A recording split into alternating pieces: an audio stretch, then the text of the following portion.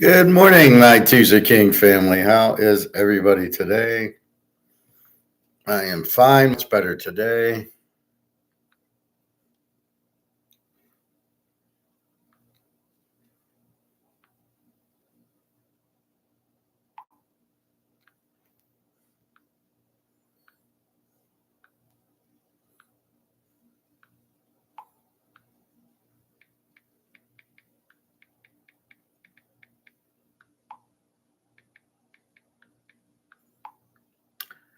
All right, so as always, we start with our little gold price. Now, there's a difference between the futures and the spot. The futures are 25.10, the spot is nice 24.67. Now, like last week, we hit 24.77 or 24.80, and it went all the way down to 23.50, but it's not doing it now. We're sitting there, it went 24.59 up to 24.75 at 10 o'clock. I think it goes up just before 10, so they have a higher number to do the put on, which they want it to go down. So they get a higher number, it goes down, but it's not going down very much. A lot of buying. 24.67 silver, 27.84. Andy Schechter said, "Oh no, it's 50, it's 100." Yeah, it will be, but not until it gets out of comex. And there's still, see here, there's nothing down, right? Everything's pretty much up, a few dollars down. But look at the silver chart. I mean, there's two heavy derivatives there. 27.85 down to 20 cents, so the 30-cent derivative. It bounces back up, another 20-cent derivative, and now it's finally going 27.85. But you can see they're still doing the 10 o'clock derivative on silver, but not on gold because they can't. I mean, there's a very small one, $8, and that's what the norm is. So I think it's ready to explode. And like I said, the futures are 25. Well, let's see what the future is. 25.07 is the future.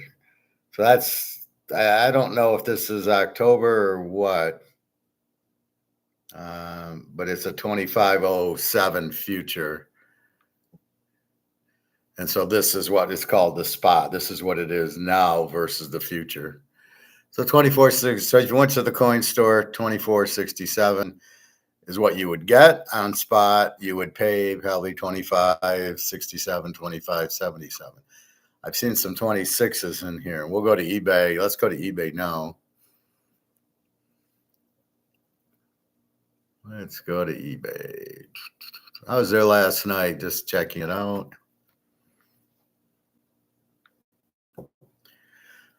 So we're looking at what's going on. I don't know why my view changed. I hate when they do that. So they changed the view to 2. Well, I didn't ask for it to change. I don't want it to change. Why do they do this?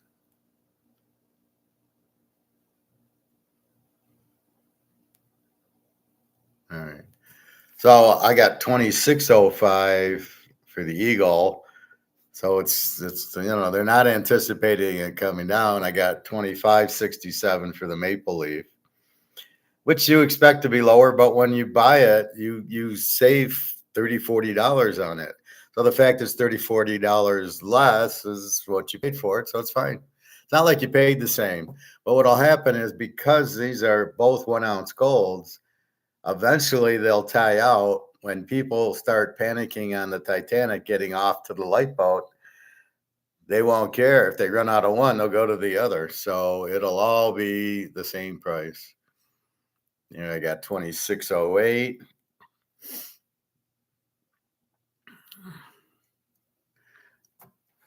I don't know what this is. A half ounce of gold. It's not an auction. I would be very careful what that is. Does it make sense? A half ounce of gold, $35? Really? And how can that be? How can a half ounce of gold be $35? So that's your first warning. It's a Madoff, right? You're going to get Madoff in this. So if you get it, you're going to waste $35.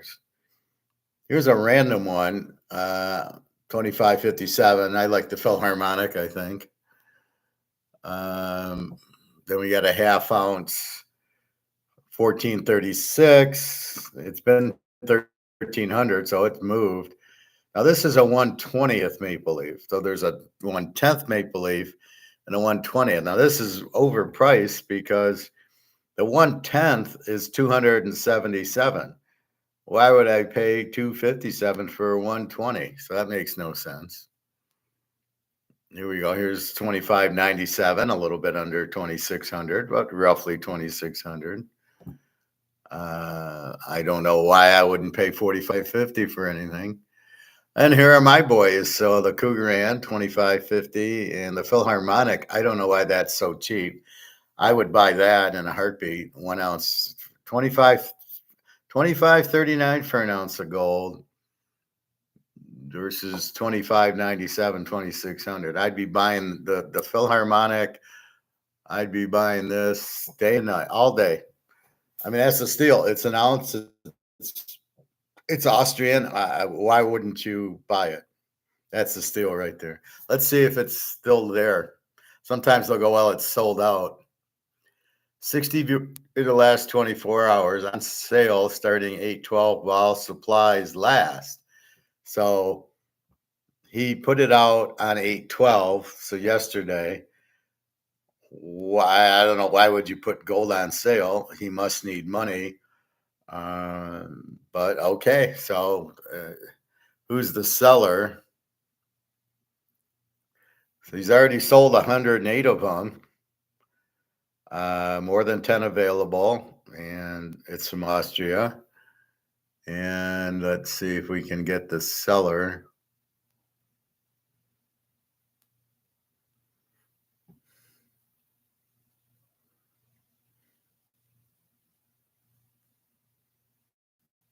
This is sold by the brand. I don't know what that means. BGASC. So it must be some board.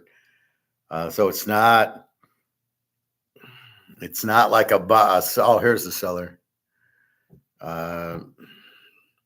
BGASC 90. Yeah, he's got 15,810. I'm not worried about it. 99.8. We're positive. So yeah, you can buy from this. We'd have to dig a little deeper. But going through this, I see this. About give. Now this I don't understand. A half ounce for 2051. It should be 1,200, 1,300. Let's look at the Bob Gibson. 12,000. It's a PSA 10. This is a PSA 10 Bob Gibson. 1968 tops. They lost to the Tigers that year. And it's $12,500. I don't know why 12,499 is going to matter, but 12,500. Now that to me is very low. A PSA 10 Bob Gibson, the mantle we know was $80,000. So I'm just surprised by this. He doesn't seem to have the same value as Gibson, although I love Bob Gibson was just as good. But the Koufax, now he wasn't in 68. I think he retired in 66. I have his 65 card, the Koufax. But anyway, yeah, hard to believe a PSA 10 is now it says population 22, but that's of the ones graded. I could have a PSA 10 Gibson, but I didn't get it graded yet. So it doesn't mean there's only 22. So keep that in mind. Anyway, see how we stumble onto a Bob Gibson card from a guy selling a Philharmonic. I would definitely strongly recommend if you want. I know Bobby likes these. 25.39 all day. I mean, it's an ounce of gold. The gold's in American is even the Cougaran's 25.57. He's got it on sale. He must need money. Here's the Eagle, 25.97. We know gold's not going down. Gold's at 24.67 right now. Absolutely. I mean, I would buy that because the Eagle is about 2,600. So you're paying a little over 100. And here the Philharmonic is only 60 over spot because spot's 24.70. So I would jump on this. I mean, look at this motherfucker, 26.38 for a gold eagle. I mean, what, 26.38, and you got 25, you got $100 savings. Hell yes. 25.63, 2,600. Yeah, okay. Yeah, I was gonna say I thought it was more, but now here's a 1/10, 287. But what did we see? The 120, the 1/20th was is 257. So, but it's a 1/10 versus a 1/20th. That's a huge difference. The 1/10 versus the 120. That's too much for the 120 because theoretically you need 20 of those coins to get an ounce. So 250 times 20, 250 times 10 is 2,500. So times 20 is times 20 is like $5,000. Why would you spend that? Don't get caught. Be careful. It's a 120. Now, there's nothing wrong with the 120th, but pay the 120th price. So it should be half of the 110. Should be about $140 for this. So I don't know why it's so expensive. Like here, 428 people got made off. See, 482 sold, 428 sold. 482 people got made off because they paid what they should have paid for a 1/10 for a 1/20th. Absolutely ridiculous. Where are we at? Let's see. See, here's a half ounce for 1,300. So two of them would be about 2,600, and that's fine. See, when I go to the store, okay, so what I do is I analyze. I could have, here's a quarter ounce, 688. Here's a half ounce, 1436. Now this is a bid. This is a buy it now. I prefer the buy it now. Let's say it ends at 700. So I could buy two eagles, two of the quarter ounces. Right now, let's just say 690 is 1380. Why pay 1436 for a half ounce? If I can get two quarter ounces cheaper, because the quarter ounces, two of them are a half. So I'm getting two of these cheaper than I can get the half. And that's how I did a lot of buying. I got a lot of quarter ounces because it made no sense to buy the half ounce because he prices his half ounce funny. Why should I spend, this is 2,800 for two half ounces. So if I'm going to buy a half ounce and I'm going to buy another one, it's better to buy the ounce. But I can see where I'd buy quarter ounces instead of the half ounce. Buy two, it's cheaper than buying the half ounce. So why would I buy quarter ounces? Here's a Maple Leaf, 25.77, and the Cougar, it's roughly the same, 25.58, but really it's a lot of it's timing. But yeah, I mean, really that's low, 25.77, and the Cougaran's extremely low. Cougaran's 9.99. I don't really get the why it's so low. See, it's one fine ounce of gold. There's just more in it, right? They made it with more, but it's still at the end of the day, it's 1 ounce of gold with some silver, copper, and nickel and whatever else. Versus the Maple Leaf is basically 1 ounce of gold and a tiny bit of copper or silver or whatever. But you can see, Cougar Inn, 1977, 1 ounce fine gold. They don't show the 999s on the gold as much as they do on the silver. But if it says 1 ounce fine gold, it's a Cougar Inn in 1977, and you got whoever this is, you're fine. I mean, it's real, especially if it's coming from this BGASC. So they must be running a sale and free shipping. So good all the way around. All right, let's see. Now these are 1/10 of an ounce British, Great Britain Gold Britannias, which are common. So I'd get the one for 263 versus 269. It's the same coin. Why pay more? Although I think they're different years. Well, this is a random date. I don't know what this little circle is in there. You're really not worried about the condition. Gold's gold. It's very, very rare you're going to have a bad condition. Now here's a half ounce maple leaf at 13.14. Okay. So now a half ounce is 13.50, 1400 almost. Here's a half ounce, 13.48. So my advice is if you're going to buy on eBay to scroll through, and there's nothing wrong with buying on eBay as long as it's a good seller versus buying on SD Bullion. Mine's better. My guy at my store will beat this price. Plus, I can go in, never worry about shipping or tax.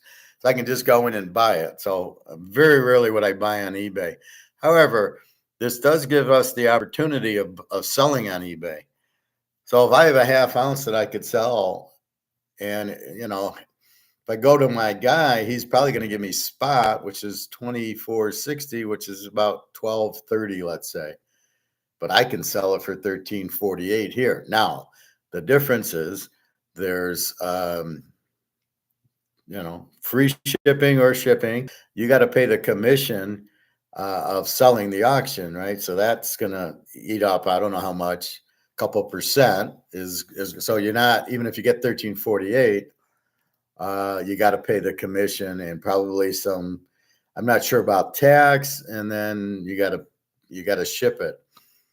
So all of a sudden you're 13.48. See here, it's free shipping, right? So you're not going to get the three. You're going to pay for shipping plus insurance. You got to insure 1,300. So it probably works out better to just go to the store and sell it. But just an FYI, you can still kind of do that. Our favorite kangaroos, Bobby. Here's a 1 ounce, 25.88, roughly the same as the maple leaf. And Australian gold wildlife. These are how we diversify our portfolio. We normally I'll buy that in silver. I do have a kangaroo, a half ounce kangaroo. I found at the store one day.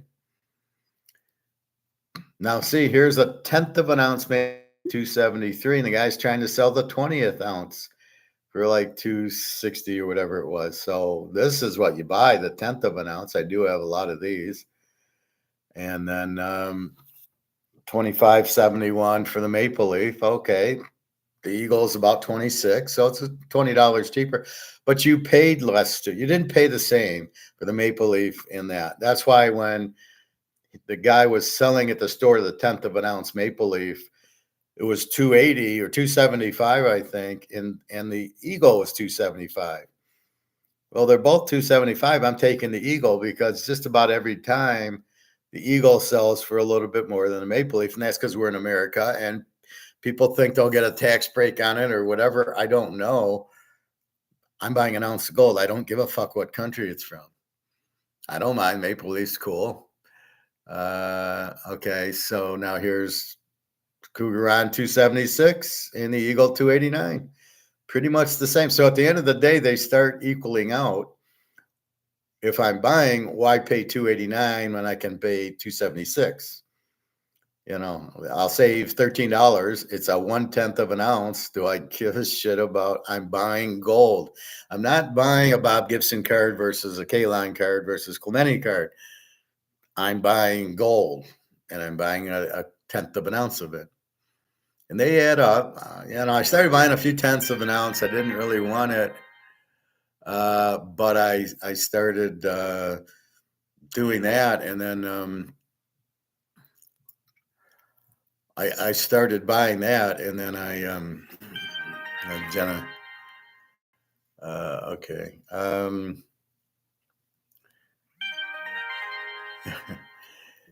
All right. So I did the 1/10 of an ounce.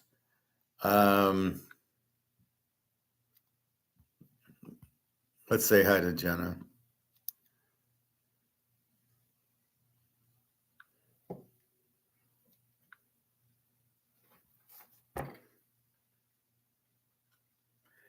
Hey, Jenna, I got your things in the middle of class. You're welcome. I'll talk to you later. to say hi. Ciao. So you do that on WhatsApp. She just heard that. So she's now in class.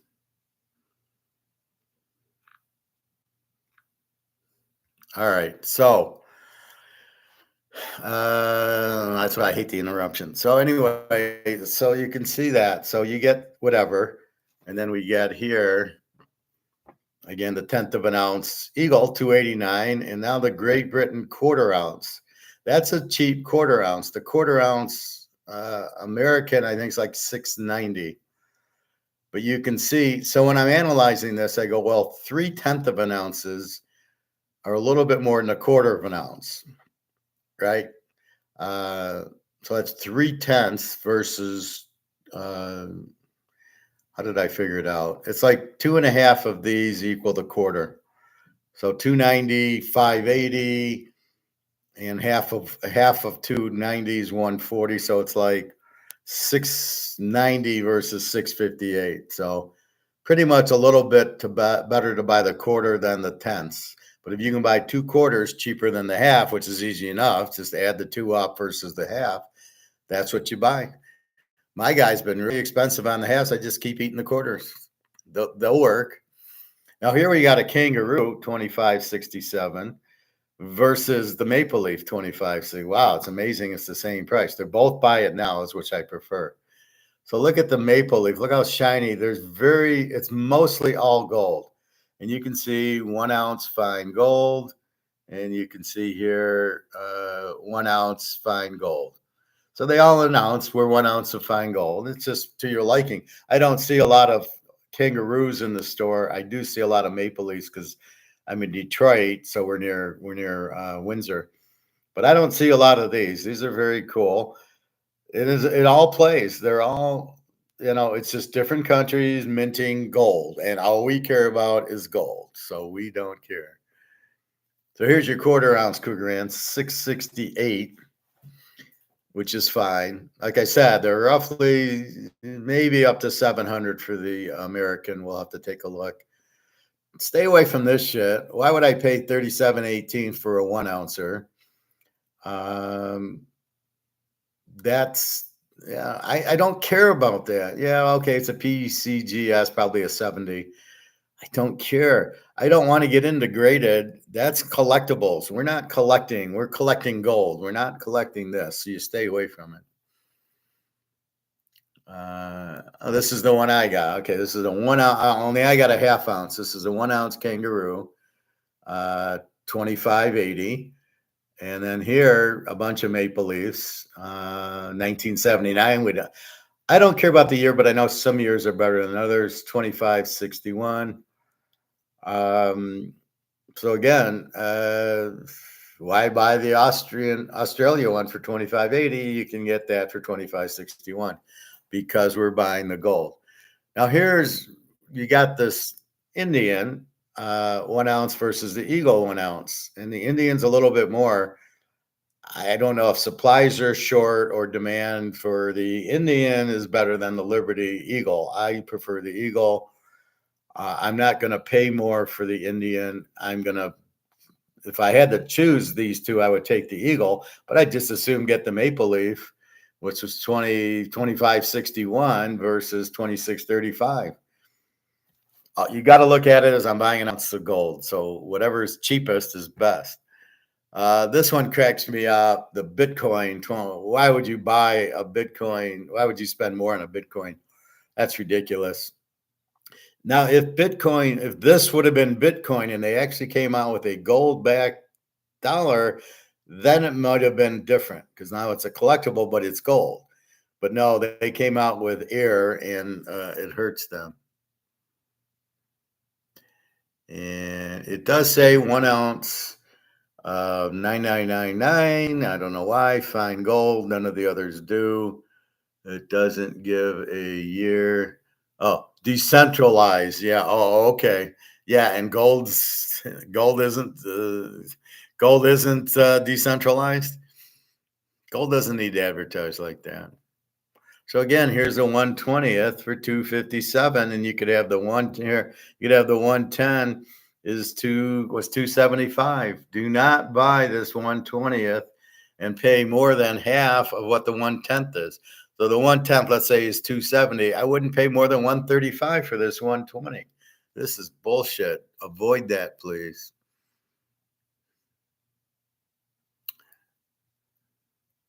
There's a 1/4 ounce Krugerrand, 668 roughly. Let's see what the 1/4 ounce American is.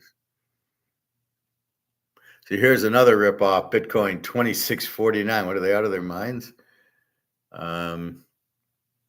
Just avoid that kind of shit. Here you can get a coin 2553. Why would I spend on a Bitcoin when I could get this for 2553? What is this? So let's look at this.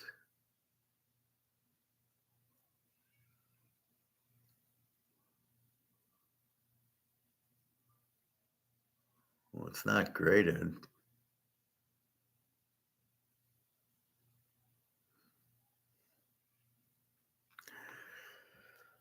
I don't know. I wouldn't pay 7,300 for this because it's a high relief 1 ounce. Just get this. What do I need that for? Why should I pay almost 3 times the amount for an ounce of gold? Because at the end of the day, it's an ounce of gold. Oh, here you go. So here's a 1/4 ounce American, 690. So again, you weigh it up versus the quarter versus the half.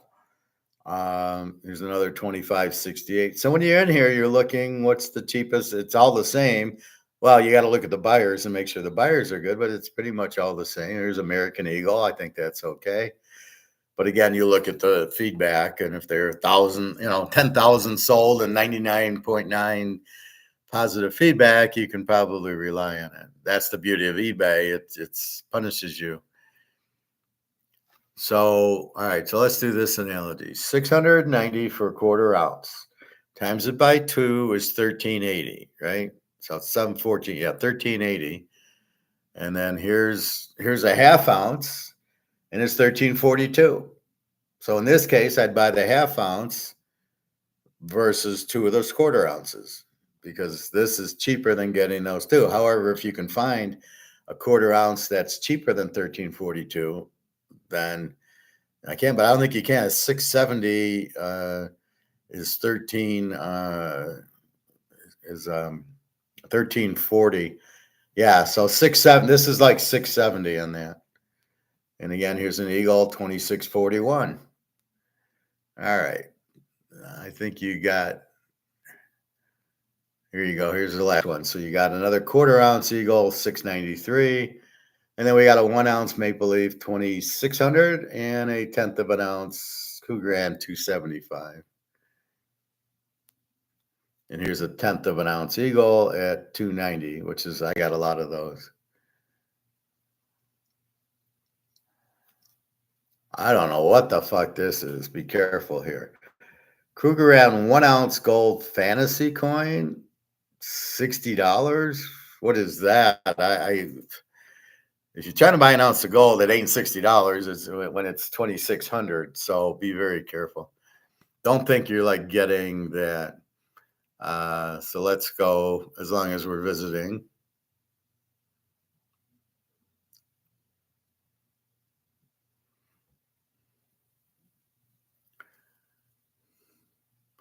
So we saw the Bob Gibson for what, 15,000 or so. So here's the Mantle, but notice the Mantle is a 9 and the Gibson was a 10. So the Gibson was perfect, PSA 10. I don't know what it was. Let's say 20,000. But here's a Mantle 972. Could you imagine what a Mantle 10 would go for? I mean, it'd probably be $1 million. And that's the difference of the demand for the player. The demand dictates, I want Mantle more than I want Gibson. And then that's what would happen. And you would be, unbelievable. You'd have, if you ever get this card and it's good, I got a real nice one. And if I get a 10 out of it, I wouldn't even know what the price of that. I don't think I'd run an auction. I think I'd run a buy it now at $1 million or best offer. I think I would do a best offer. So buy it now, $1 million or best offer, and then you make me an offer, but it better be close to 750 grand because a 10, the supply of this brand, and you can see how tight the centering is. The supply of a 9 gets you 72,000. The supply of a 10, there can't be 10 of them. And we know what we know what the 10 Brady's going for, right? And that's like $5 million. So I'd be very, if you ever get a 10, talk to me first, but you got to be very careful. Here's a Mahomes 10. He's getting five. This is his rookie, 500,000. So this has to be double that. This has to be $1 million easy. We like Mahomes, but come on. Well, here's the Brady, the 10, 4.5 million. That's probably where I'd park that mantle card if I get a 10 on it. And then we have the Rolexes, 820 grand. You don't see these going down. Here's another one, 527,000. But we saw Bitcoin go from 75,000 to 55,000. You'll never see this go down 20,000. You'll never see this. Well, we have seen it drop. You'll never see this go down 20. You'll never see this for 50,000. You'll never see this for under 500,000. And, that's the point against Bitcoin. Here's the Jordan rookie card. This is extremely difficult to get a PSA 10 on. 500 grand. You'll never see this under 500 grand. I can't believe you're seeing it for 500 grand. I thought it was like $1 million. There can't be 25 of these because it was extremely difficult to get a centered Jordan. And look at the centering on that. It's up and downs, a little bit up and left to right. It looks like where my thumb is, this side. That's not my thumb. Where am I? So if we look at the centering, Jesus Christ, my apologies. So if you look at where the guy's thumb is, appears it's like I can't show you the card. Where his thumb is under the basket versus on this side seems to be a little bit thicker. They're not even. They're not 50-50. This is called 60-40 centering or 55-45 centering. Same thing with the top. The bottom's a little off. But to get a card like this, and I'll bring out my 86 flares, it was really hard to get the nice centering. This one got a 10. And his reward for finding one in that condition is he gets to sell it for $500K.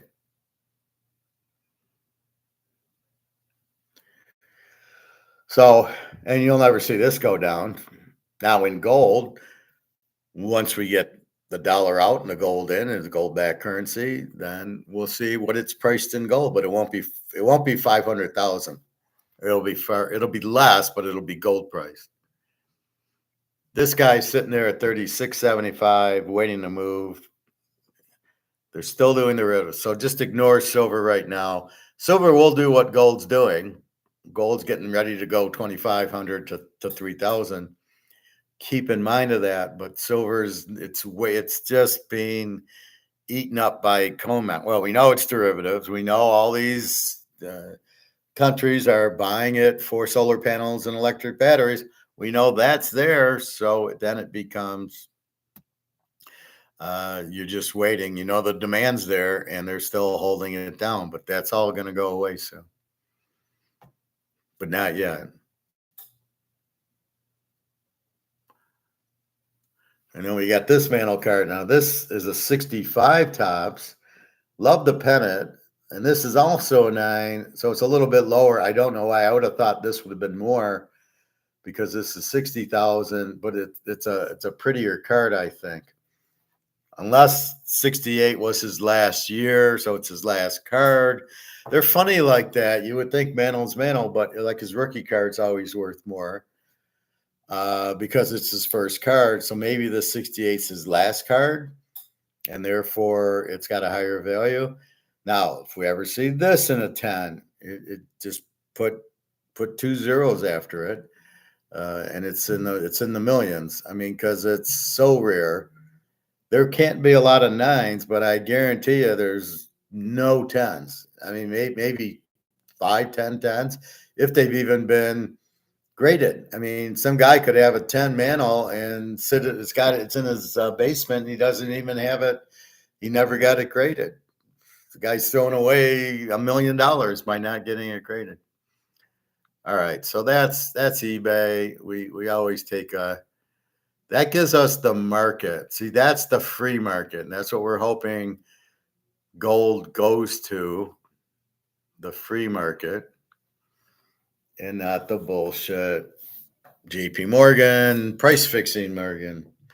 We see what it's doing to silver. We see what it was doing to gold, but gold's finally, people have to be taking notice of gold, which will make the demand go higher for people like us.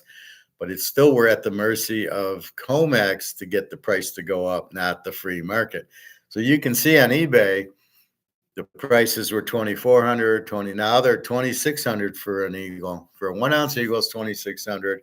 The buffalo's 2,650 versus 2,630 for the eagle. But whatever. But you can see how the free market works there. It's moving in a cadence with the COMEX, but it's not the real price because it's deriving from COMEX plus 100. But COMEX is not anywhere close to the real price. So it's kind of a free market, but it isn't. The Rolex and the Mantle cards are free market. So if the Mantle card's getting 60 grand, you're telling me gold wouldn't get 60 grand. And that's where I laugh. And that's what I was telling our friend with Bitcoin. Okay, Bitcoin made its run, time to leave it, and then go into gold at 2460. That's about to go to 24,000. That hasn't run yet. The Bitcoin's run, and we know the Bitcoin's nothing. It's not money. It's not even a good collectible because I'd rather have the Mantle card in my hand or the Brady card in my hand or the Jordan rookie. I don't want it out there. I want it in my hand. I want it here. I got the card. I don't want, well, digitally I got it. No. There's a lot of digital shit that was all made off to everybody. Those little bears or monkeys or something that, and then the cryptocurrencies, the crypto queen who ripped off everybody with this crypto that wasn't even real. Because you start playing with the Russian mafia and you really probably don't want to play with them. Not fake. You want to play with them real, but if it's fake, you don't want to play with them. You don't fuck up with the Russian mafia. All right, let's look at baseball yesterday. We got time. The first game's not till 6:35. It's 3:40, so we got 3 hours. All right. Yesterday, Cleveland under 8, we lost. Cincinnati under 8.5, we won. Houston over 7, we won. Minnesota over 8.5, we won. The Yankees lost. The Dodgers over 8 lost. Toronto over 9, they didn't hit. San Diego, which I was shocked, over 8 didn't hit. But then we hit the late game, Arizona over 8.5, and then we hit Chris Sale at night, 1-0, and we got the win. So we got 5 winners and 5 losers. So a 5-5 day, not bad. We did lose our Yankee game for 5 units.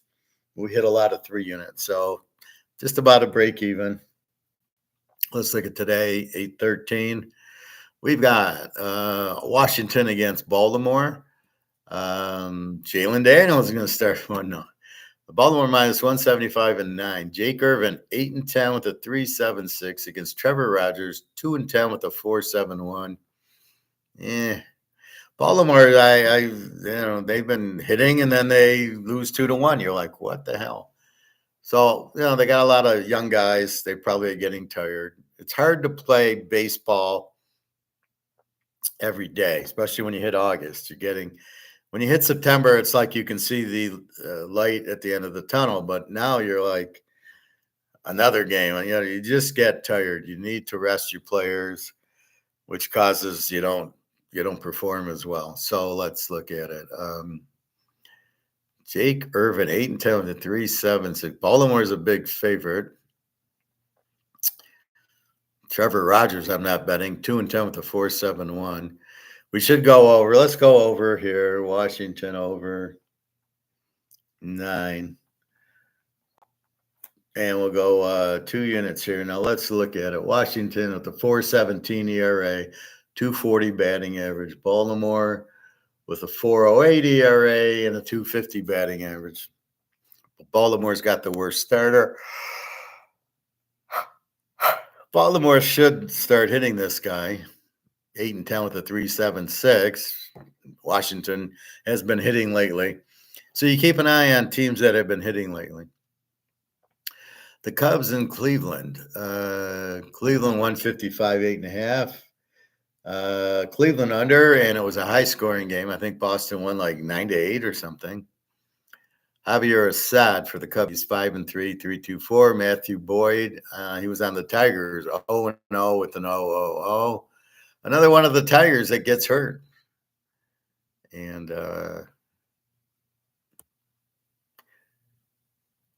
he was on the 15-day disabled list.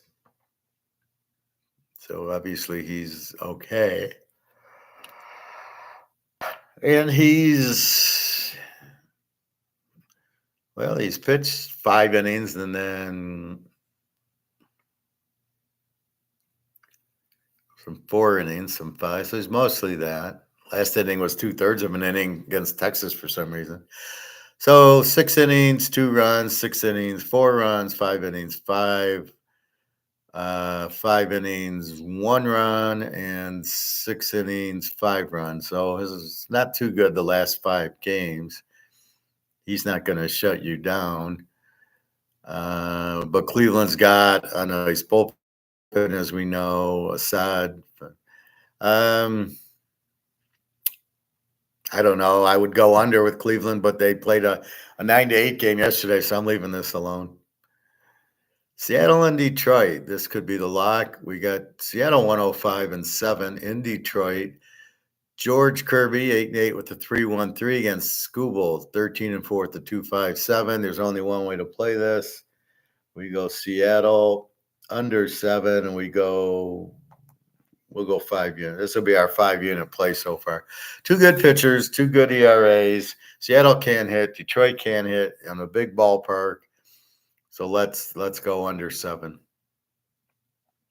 See, that fits. Neither team. Look at it. So Detroit's batting average at home is 233.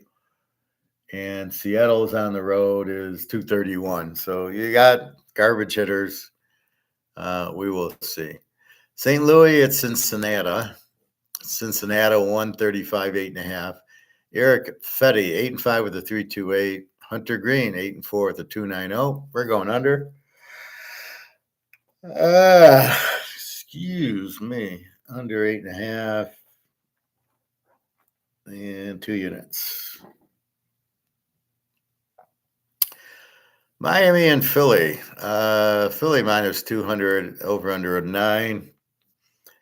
Valentin Belozo 1-1 with a 3.05 for Miami. Taiwan Walker 3-3 with a 5.60.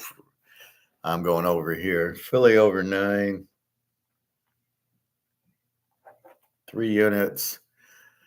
Even though this bozo guy's 1-1 with 3.05, Philly will hit him. And then Taiwan Walker's got a 5.60 ERA. So, yeah, Philly should hit him.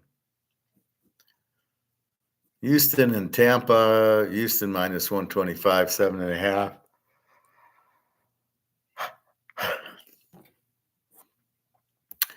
UC Kikuku. 5-9 with the 4.62. I think he got him from Toronto. Shane Baez 0-1 with the 4.30. Over under 7.5. Here's Houston over 7.5. And we're going to go 5 units here because that's ridiculous. I mean, both pitchers are high fours. You got Houston. You know, they'll half the team's hitting 300. Mm-mm. Texas and Boston. So we're Houston over 7.5, 5 units. Texas and Boston. Boston minus 145 and 10. Jose Urena 3-7 with the 374. Cutter Crawford 7-9 with the 411. Cutter, I don't know. He's good. He's good, and then he's bad. You're really with the 374. Did we play this yesterday? No. Man, it's hard. Boston over under 10. I'm gonna lay that away. Oakland and the Jets, Jets. I was watching the 69 playoff game, Kansas City at Oakland. Obviously, Kansas City went to the Super Bowl and beat Minnesota. Joe Namath didn't look so good. There was a big win there in the playoff game. So Kansas City was at the Jets. The Jets won Super Bowl in 68. KC goes to the Jets in 69. And it's tied at 6. KC hits Otis Taylor for a big gain, and now it's 13-6. Kansas City, the Namath's got him at the goal line and throws an interception. The game ends 13-6. Old Joe Namath had his moment, but when that was a good point. He's playing the number one defense was Kansas City, and they only got now. It was very windy that day, but still, he didn't pick them apart. Well, it was windy, but still, against a good defense, they didn't score a lot. That is my point. Then they hammered the Raiders, and it's funny. The Raiders played the Jets in 68, played the Chiefs in 69. Finally, no, they didn't. It was Baltimore and Dallas. They played Baltimore in 70, so they're in the championship game 3 years in a row. Don't make it. And they didn't make it in 71 either. Lost to Miami, I think.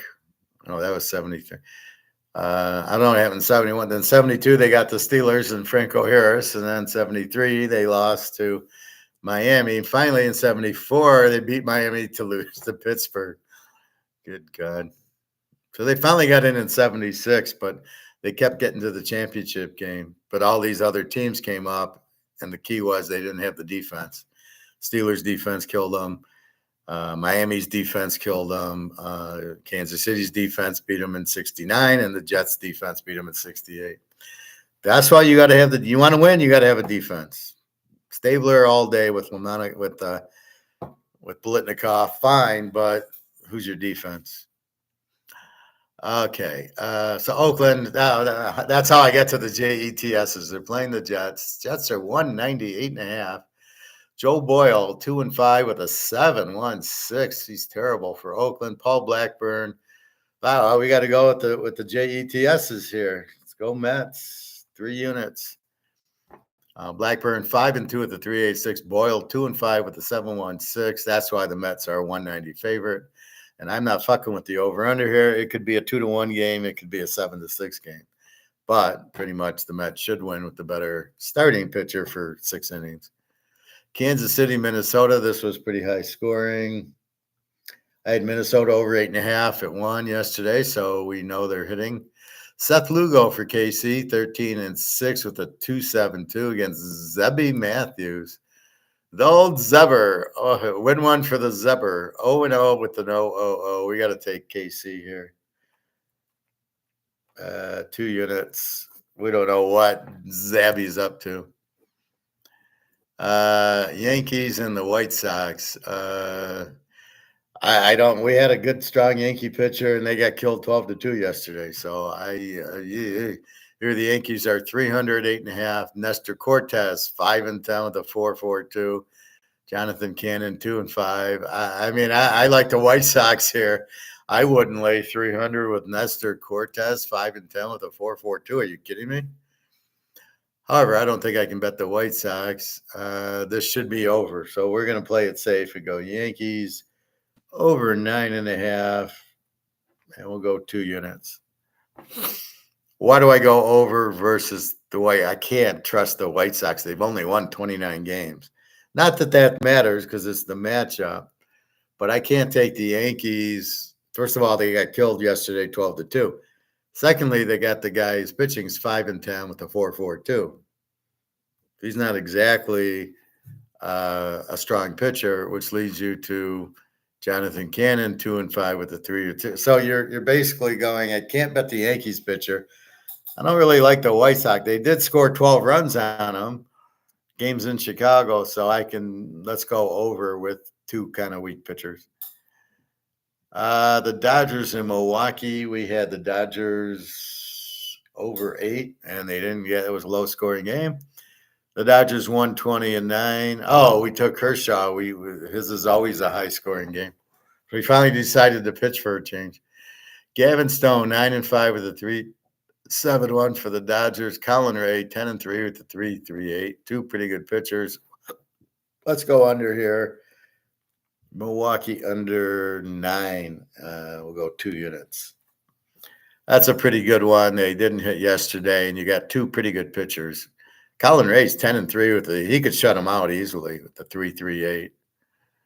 Toronto in California. Toronto minus 120-9. Kevin Gausman 10-8 with the 4.42. Carson Fulmer 0-2 with the 3.74.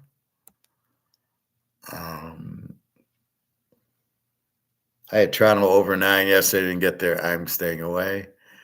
Pittsburgh, San Diego. I had San Diego over 8, and they didn't get there yesterday, which is surprising. Luis Ortiz for Pittsburgh, 5-2 with the 3.40, and Michael King, 9-6 with the 3.34 for San Diego. San Diego's a big favorite. Why are they 250 favorite and over under 8? They didn't hit yesterday. Couple of pitchers with the 3 ERAs. I don't like it. I don't know what I'm going to get out of the Pirates. San Diego should score. All right, Colorado at Arizona. We had Arizona over 8.5 and got the W yesterday. Arizona's a 2-10 and 8.5 again. Austin Gomber 3-8 with the 4.92. Eduardo Rodriguez 1-0 with the 4.76. So we got to like this game over. Arizona over 8. We'll go 2 units. I don't know who these pitchers are. And Atlanta, Frisco. Atlanta 115 and 8. Charlie Morton 6-7 with the 4.47. Kyle Harrison 6-5 with the 4.08. Now this was a 1-0 game, but you had Chris Sale yesterday. The Niners have been hitting. And both pitchers suck. So we're going to go San Francisco over 8. Your nightcap for 2 units. So Washington over 9, 2 units. Seattle under 7, 5 units. Cincy under 8.5, 2 units. Philly over 9, 3 units. Houston over 7.5, 5 units. The Mets, 3 units. KC, 2 units. The Yankees over 9.5, 2 units. Milwaukee under 9, 2 units. Arizona over 8, 2 units. And the 49ers over 8, 2 units. So a lot to choose from.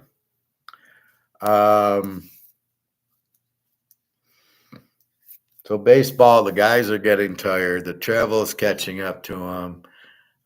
So keep that in mind. You're getting a little bit. The pitchers keep getting hurt.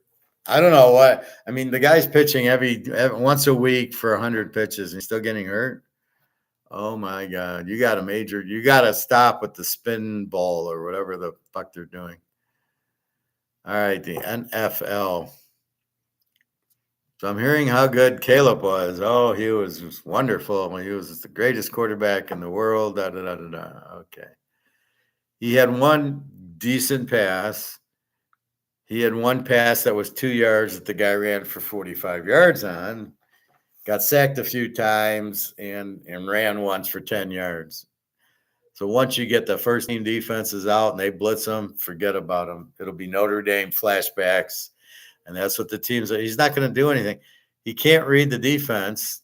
He couldn't at the USC. All he did was dance around and then wait till the guy got, oh, well, you're not going to do that in the pros. They're faster than you are by a long shot. The defensive tackles are faster than him. All right, let's look. Thursday. Today's Tuesday. Thursday. Philadelphia at New England. New England 2.5, 35.5.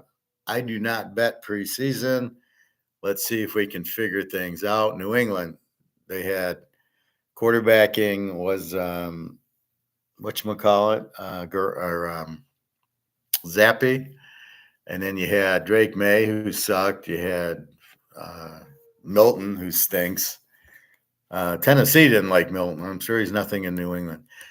Do they start Zappy? And then they've got Brissett. So what are they going to do? Just play 5 quarterbacks in the games? Best quarterback they have is Zappy, then Brissett, and then Drake May's third string. But we'll see what they do because we got to play the rookies because everybody else is, even though they all suck. All right, Philadelphia. Hurts didn't play.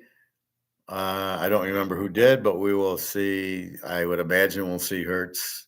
Yeah, they beat Baltimore, but I would imagine we'll see Hurts. But the other guy wasn't very good. But we'll see. Atlanta and Baltimore. It's all Penix. He looks good. Cousins, he's probably still hurt, my guess. Got an Achilles. It's not like it's a sprained ankle. Baltimore did not play Lamar. He doesn't need practice. He loses playoff games without practicing. Baltimore is minus 136.5. This is probably a good Atlanta dog play with Penix, and you saw him play most of the game. Probably do the same thing here. They're getting him a lot of work to get him comfortable. Baltimore's backup quarterbacks, I don't remember. Nobody meaningful.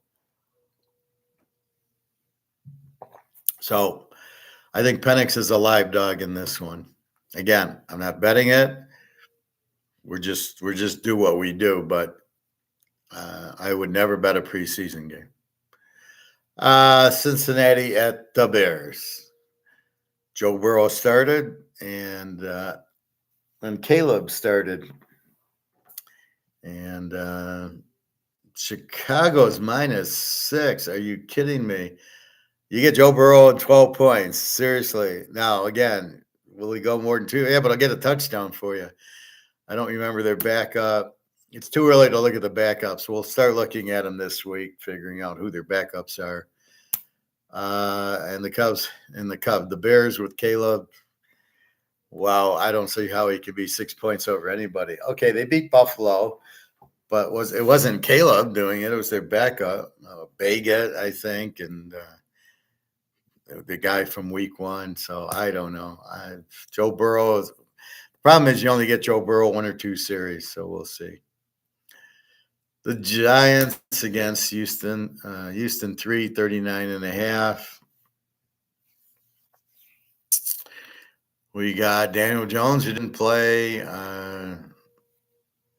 Nobody good. I don't remember who the quarterback is. Houston, C.J. Stroud for a series or 2. Giants look pretty good killing Detroit. The Giants might be a live dog here because once you get away from Stroud, once you get past that first series, they didn't show a lot. The Lions, KC. Now here I like KC. KC's laying 6.5, 38.5. Mahomes is starting, playing the first 2 drives, and then we'll go from there. I don't remember their backup. And then Detroit had Hooker, and then this other guy who really sucks. Hooker's in concussion protocol. We'll know Friday, but they won't play Jared Goff because he might get hurt.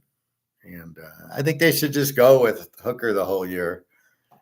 And because Goff might get hurt, and, we can't have him get hurt. So Kansas City even here is probably the play with Mahomes a few series. I don't know. We'll have to see. But if Detroit doesn't play Goff, then they don't have a chance. Their backup's terrible. Not Hooker, but he's hurt. So we'll see. If Hooker plays, he'll probably give him a little bit more. Minnesota, Cleveland, you had J.J. McCarthy and Darnold against Cleveland. We got Thompson Robinson. So Cleveland 3.5, 37. This is probably, well, I don't know. Minnesota put up some points last week, but not against Cleveland, right? But again, Myles Garrett doesn't play, so we'll have to see. Seattle, Tennessee. Tennessee 1.5, 35.5 against Seattle. Again, who's their backup quarterback? And Geno Smith's probably not going to play, nor Metcalf or Lockett. Tennessee, they played all their quarterbacks. They're all pretty shitty. But Will Levis, all of them. Will Levis needs time off. Will Levis should play the whole game. He's as bad as he is. Arizona, Indy. I don't think you'll see Kyler Murray. You might, but I don't think so. I like Indy here. Indy's laying 3.5, and Indy's got my guy Jaden Bean from Kansas. He's their best quarterback. He didn't even get drafted. Like, what the fuck are they doing? Kansas had an outstanding offense. So Bean, much better than Richardson. I really don't get the Richardson thing. He's a running back, and we see how well Lamar does in big games. Or Tag. Yeah, I like Indy here. Bean's got, I think they had a couple more. Ellinger from Texas was another one of their backups. Washington at Miami. Miami minus 137.5. We've got Daniels and Hartman for Washington. Miami, I don't know who the backup for Tag is. Oh, it's Skylar Thompson. That's who it is. Yeah. He's, I don't know. Washington's quarterbacks are so much better. And they're a dog. I mean, they're probably good play. Miami usually wins at home, but not in the preseason. Buffalo goes to Pittsburgh. Pitt minus 436.5. Justin Fields looks terrible, and they had another quarterback. I think Buffalo has Mitch Trubisky. Josh Allen played a few snaps. Trubisky's terrible. I have no idea. In the regular season, I would probably take Buffalo in 10, but this ain't the regular season. So it's hard to – that's why I'm not making picks, because there's no – we don't even know if okay, Joe Burrow's a dog for the one series, and then you got to play the rest of the game. The JETSs playing football and baseball against Carolina. Jets are 3.5-point favorite. I would take the JETSs here, probably the under. They had some decent quarterback. You know, they got a lot of receivers. They got the talent. They got the D. Carolina with no quarterback. Even though why they're not playing Steve Young, I don't know, but the backup sucks. So Carolina's they might not win a game this year. They'll have the number one pick. They could draft Cam Rising, but nobody would want Steve Young.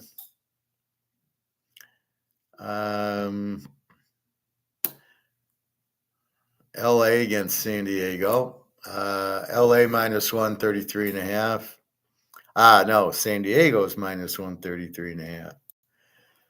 I absolutely, if I did bet preseason, I would take the Rams in 7. You got Stenson Benson pulling the game out, looking good. Had a few interceptions, but at the end of the day, they won the game. San Diego, who's their quarterback? Stick. I mean, they don't have anybody. And the Rams, good defense. I mean, they held Dallas to 4 field goals. I don't think this coach likes to lose even preseason games. So I like the Rams as a dog in this one. San Diego's not going to win. They're going to have a hard time winning. They don't have any players. They don't have Herbert's a good quarterback. Kelly's a good running back. They don't have a receiver. And they could have had Brock Bauer. Yeah, but they got a guard. That'll help them. Tampa Bay at Jacksonville. Jacksonville minus 337.5. Tampa, Trask played pretty good. Jacksonville, Mac Jones. Tampa's got a huge edge in backup quarterbacks. Trask over Jones. Dallas and Oakland. I don't know. That would have been they never got them in a Super Bowl. They played in 25 Super Bowls, and we never had Oakland and Dallas. That's a shame. Dallas, Dak Prescott, I don't think played. It was all Trey Lance and Cooper Rush. Cooper Rush looked pretty good. So let's take him out and see what Trey Lance can do, and he looked pretty bad.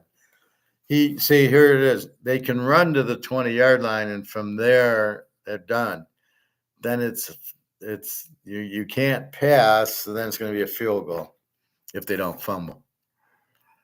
All right. Oakland, they had Minshew and they had a few others, and Superstar, who I highly recommend, Rookie of the Year will be. Seriously, I didn't forget my guy. Oh my God, what's his name? Brock Bowers. I don't know how I could forget it. Bet Brock Bowers, Offensive Rookie of the Year and Offensive Player of the Year. This guy's superstar. So Oakland's in really good position. They got the Notre Dame tight end. They got Minshew. They and that defense, they could be really tough to beat. They got just enough offense, but you got a guy like Brock Bauer who's all pro every year, and that's tough to defend versus. And they got the tight end from Notre Dame. So everybody says, "Oh, you can't." He's not going to play tight end. Brock Bauer is a slot receiver, wide receiver, running back. He used to take the ball on he'd line up at tight end, and then he'd go behind, and then they'd hike it, and they'd give him, and he'd run the jet sweep. Brock Bauer's very special. So enjoy your guards, San Diego. Fucking idiots. Well, we got Oakland 7 and 39.5. Well, that's a tough one. Judging by what I saw, I would take the game under 39.5. Because Bowers isn't going to play long. Minshew won't play long. Dallas will have Trey Lance, but the way this defense looked, forget about it. Green Bay, Denver. Denver -7, 39.5. I don't remember what Green Bay did last week. I think they got killed. I like Denver. Bo Nix looked very good, and the backup is Stidham, who I like, and there's one other backup that's pretty good. Green Bay, it's Love. He'll play the first 2 series, and then what? And I don't think they had much else. We'll have to see. And Sunday nighter. Well, that was a Sunday nighter. Oh, all these other games were Saturday except for Green Bay, Denver Sunday night, and New Orleans, Frisco. Oh, it's on Fox Sunday night. New Orleans -2.5, 38.5 to the Niners. It'll be the only time in the next 5 years there'll be a home dog. Maybe to the Rams, they might be a home dog. Well, you got Hayner and Spencer Rattler. Olave played and Kamara played, but just the first series, just enough to get sweated up. And then the Niners had Brock Purdy didn't play. I don't remember their quarterback. So after these, I'll write down the quarterbacks because we got one more. Because I don't know who they're playing right now, so it's silly to write down their third, fourth, and fifth string quarterbacks. I know all the starters, so it's just the second. Thompson Robinson, is he going to start? Well, what the fuck you shaving Deshaun Watson for? You shouldn't save him. And anyway, so that's it. It's funny how everybody, look at Caleb, he's so good. Caleb, he's the man. I mean, what did he do? He threw one pass. He's the first fucking pick of the draft. I think he can throw a 10-yard out. So it's not like, relax, people. He did get sacked a couple times. Again, I'm not seeing it. As The Rock would say, I don't smell what he's cooking. So let's see him against the good defense, not the fourth string. Or no, he played against the second string probably. He didn't do anything. He had a short pass to the running back that went 40 yards. It was a 2-yard dump off as he's about to get sacked.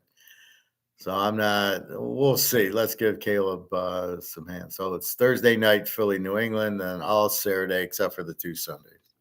Another busy Saturday. Let's look at college.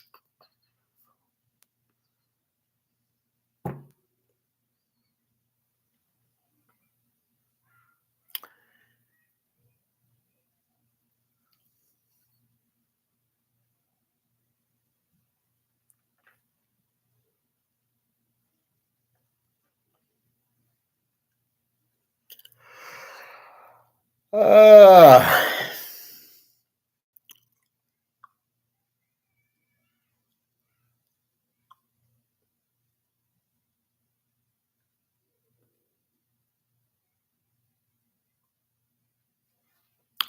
I don't really see much news. Um, we can run through the line. So that starts on the 24th, which is 2 weeks away. All right. So let's go to college odds.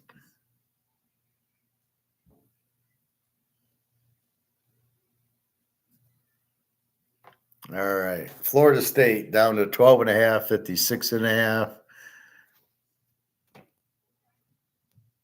against Georgia Tech. SMU 26-57 to Nevada. Money's going on SMU.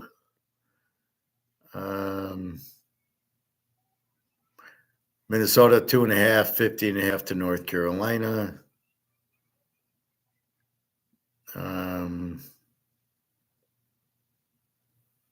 Colorado's 8.5 over North Dakota State. I mean, it's Division II. I wouldn't touch it. Jacksonville State 3.57 to Coastal Carolina. Michigan State 11.5, 46.5. They got the Oregon State coach and quarterback. Let's see how they do. They'll have a much better defense because Oregon State had a good defense and good running. Oklahoma 42.5, 59 to Temple. Temple's terrible. They're a Z team. But let's see what Oklahoma does. New quarterback Gabriel took the money and ran to Oregon, so we'll see. See, I don't like that. That stuff shouldn't be done in college. College is not pros, but free agents. Wisconsin 24, 56.5 to Western Michigan. Tyler Van Dyke is now the quarterback of Wisconsin. Look out. He's a superstar. TCU 7.5, 8.61 to Stanford. Game of the day. Georgia 13.5, 48 to Clemson. You know what to do, boys.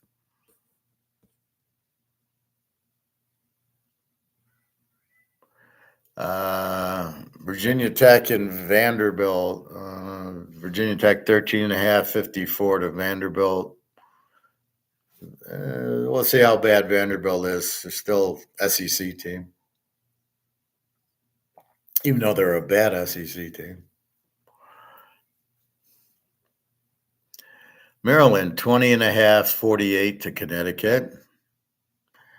We'll see how bad Connecticut is. Pitt 24, 54.5 to Kent. Kent's a Z team. Pitt ain't much better though. Pitt's a very weak ACC team, so we'll see. Another game of the day. Penn State 10, 51.5 to West Virginia. This is a revenge game, and I think West Virginia will give them a game.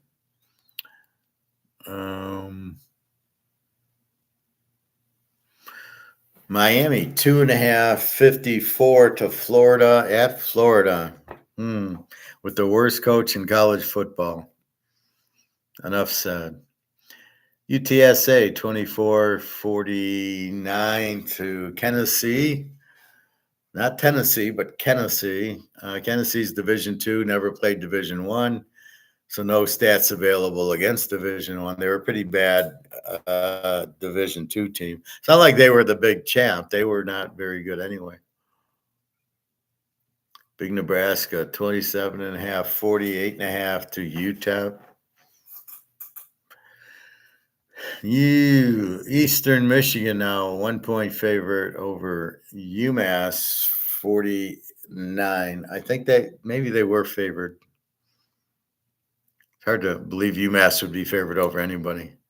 Ohio State 50, 58.5 over under. Look for Ohio State to put up a 70 here. Akron is a Z team out of the MAC.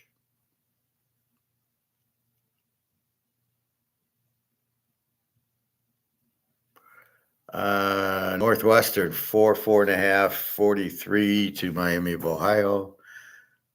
We think Miami of Ohio is the better team here. Syracuse 17, 47.5 to Ohio. Indiana 20.5, 50.5 to Florida International. Indiana should be much better this year. They got the James Madison coach, so they should be much better and score. Should be a better team. Texas 35-59 to Colorado State. Why does it do that? I don't know. They got quarterback back. Colorado State's not that good, so we'll see what Texas is all about. Boise State against Georgia Southern. Boise State 12, 57.5 to Georgia Southern. Boise's more of a running team this year. Georgia Southern, I don't know, not too good. South Carolina 20 and 56 to Old Dominion. We'll have to see. Take notes. South Alabama 7-65 to North Texas. North Texas can score, but they don't play defense. Just a second.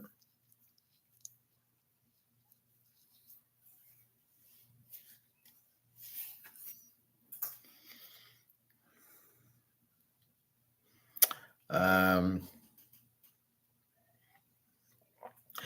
65 over under is telling us something, but I don't know how good South Alabama is. Good game. Houston 2.5, 56.5 to UNLV. UNLV is much improved, but the quarterback left for USC, which I really hate.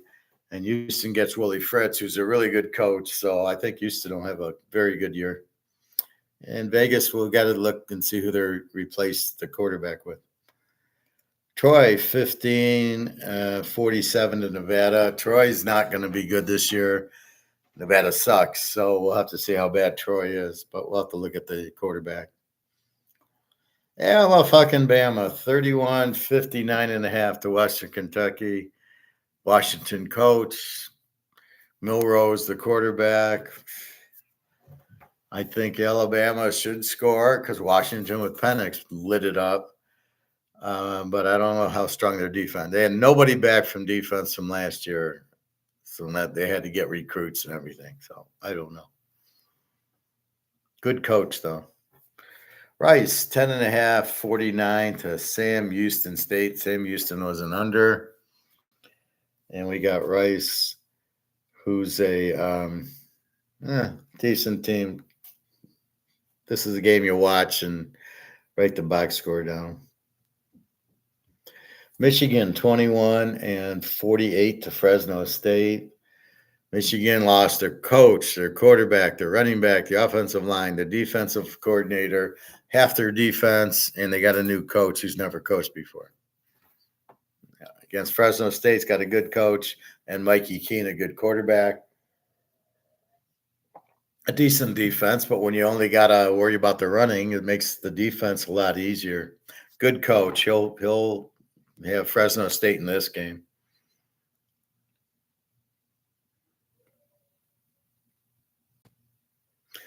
Texas A&M 1 and 2 to Notre Dame, 46.5. Notre Dame lost the running back. They lost Hartman. The offensive coordinator went to Troy. They're not a real good team, Notre Dame. A&M Not a good team, but they both are defensive minded. So I think you're going to see a defensive game here.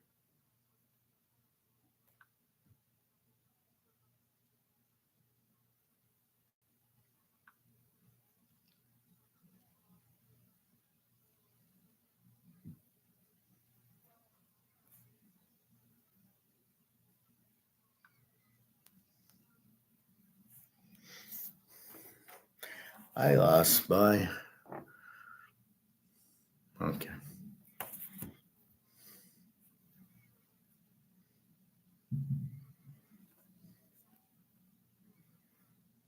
I hate when that happens. I hear I got a fly in the house. How the hell did he get in?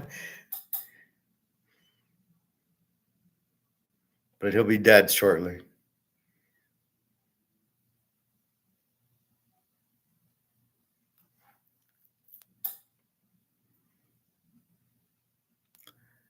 All right, let's see. Okay, so we don't trust Notre Dame. Riley Leonard's not that good. And you lose Hartman's got to be hard. And then A&M's got a good quarterback, so we'll see. It's at A&M. UCLA, Hawaii. UCLA might not be that bad. They got their defensive coordinator went to USC, but the defensive line coach is now the coordinator, and the running back's now the running back coach is now the head coach. 13.5, 55.5 to Hawaii. I would imagine UCLA puts a lot of pressure on Hawaii, and they should be able to run up and down the field. Hawaii has no defense, so we'll see what happens here. Southern Miss and Kentucky. Kentucky 26-50.5. New quarterback for Kentucky. Southern Miss. I see Frank Gore Jr. I think was playing for Philadelphia. So they're pretty shitty. Southern Miss. Georgia Tech, Georgia Southern, Georgia Tech 20.5, 57.5. We've got the new I don't know. But we'll see what happens in week 1 for Georgia Tech. They get Florida State. But I think they'll pound Georgia Southern here.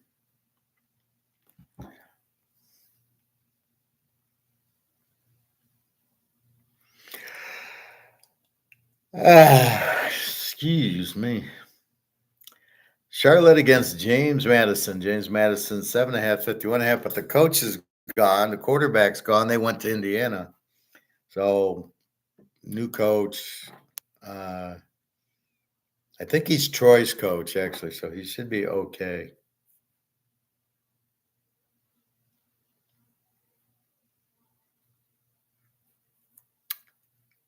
So, James Madison, 7.5, 51. Yeah. Charlotte, I think, is pretty bad.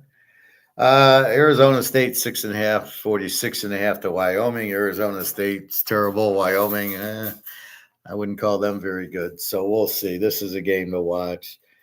On the other hand, Arizona 30, 54.5 to New Mexico. Fajita, the quarterback for Arizona, is really good. Look for a lot of points from Arizona here.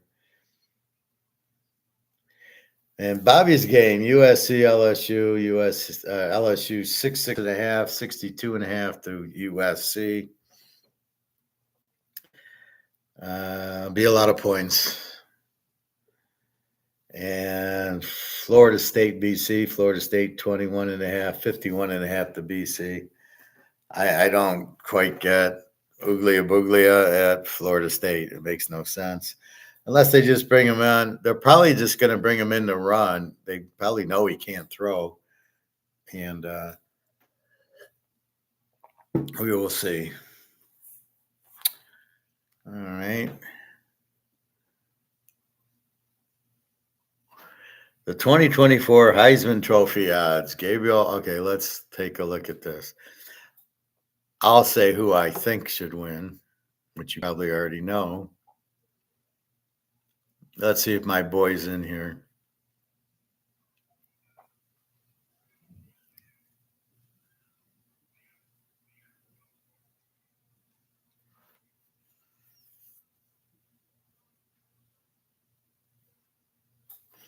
Okay, Dylan Gabriel is the favorite. This is this year's Heisman Trophy. Dylan Gabriel is plus 750. Carson Beck of my Georgia team plus 800. Quinn Ewers plus 1,000. No way. Can't beat Georgia. Jackson Dart plus 1,400. Can't beat Georgia. Jalen Milrose plus 1,400. Can't beat Georgia. Will Howard, Ohio State. Now that's an interesting one at plus 1,500. I would watch that. Nico Lemaliva, Tennessee's quarterback, plus 1,500. I would never bet that. LSU's Garrett Nussmeier, plus 22. What do they just basically go after all the quarterbacks in the SEC and just the best one out of Ohio State? Cam Ward plus 2,200. He's terrible. He's not that good. And Riley Leonard plus 2,200 at Notre Dame.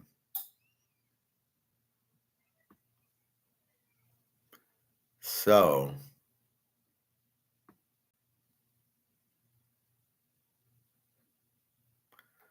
we have. Sorry, I'm just tired. So Riley Leonard, no chance. Who's missing out of this list? The best quarterback in the country's missing out of that. Cam Rising. Over these guys, I would take Cam Rising. No way Gabriel wins. Carson Beck might win because they'll go undefeated, but he's not the best quarterback. Forget Ewers, forget Dart, forget Milrose. Howard, yes, best in the Big Ten. Forget Tennessee. Newsmeyer will look good because he's running Brian Kelly's system, so he'll get a lot of points. Cam Ward, forget it. If Tyler Van Dyke couldn't do anything there, it's just a terrible coach and coordinator. And why is Riley Leonard on here? So best quarterback in the country, Cam Rising, Utah. He should be on there. The Ohio State quarterback's more like because they'll win everything. And then you have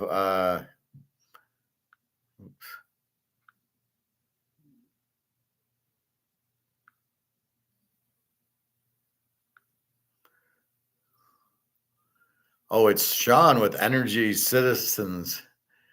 We're protecting American oil, gas, and fighting. We aren't a funding group. If you're pro jobs, fuck off. I'm a pro. I don't pro talk. Where do these guys get you and they start scamming you? So Cam Rising, and I why does it have to be a guy on the undefeated team? I mean, can it just be a guy who's the best quarterback or the best player? Brock Bowers should have won the Heisman last year. Just like he'll win the Rookie of the Year, but he should win Best Player. It's him and Mahomes and Burrow basically. But he'll be the Rookie of the Year. Will be Brock Bowers. So you've got Cam Rising, who is hurt. He's better than all these guys. You had a lot of good quarterbacks last year. This year you don't. Ewers just sucks. Dart, I don't know what he's doing there. Milrose has no chance against Georgia because they switched defensive coordinators, something that the Lions didn't do of Detroit. I'm sure there's other quarterbacks I'm not thinking of. I saw my guy from Tulane, Bryn, played last Sunday. I was happy for him. He's on a good team. Like he's the backup. He's pretty good. He should be a starter. And of course Hartman and guys like that. So Hartman this year's got to fight. There's no way he'll go ahead of Daniels unless Daniels gets hurt and go to Hartman. But anyway, these guys don't know what they're doing. So this is a joke. I would never take Dylan Gabriel number one to win the Heisman. You got to be kidding me.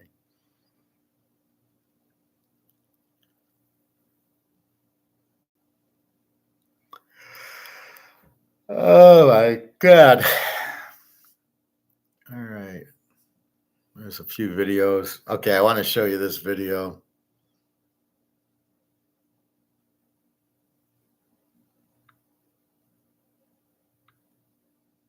Campaneris has had quite a day. 3 hits, 3 times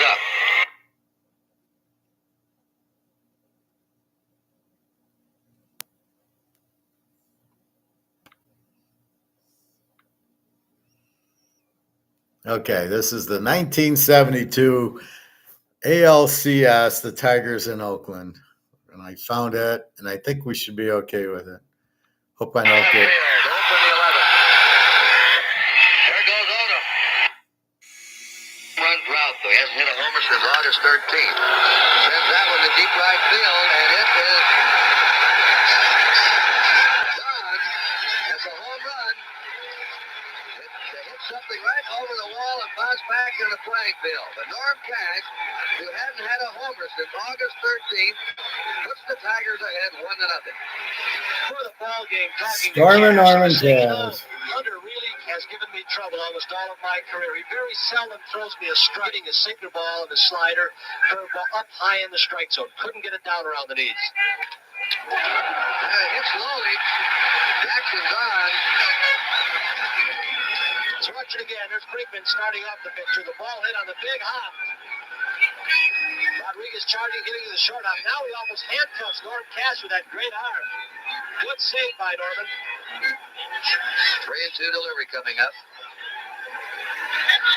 He walked him, and that's what the Tiger pitchers have been warned not to do. Don't let him get on of it. Just lose that little step or two. Fly ball in the right, K-line coming hard, can't get it, try to decoy, go to third, Campaneris is in at third base.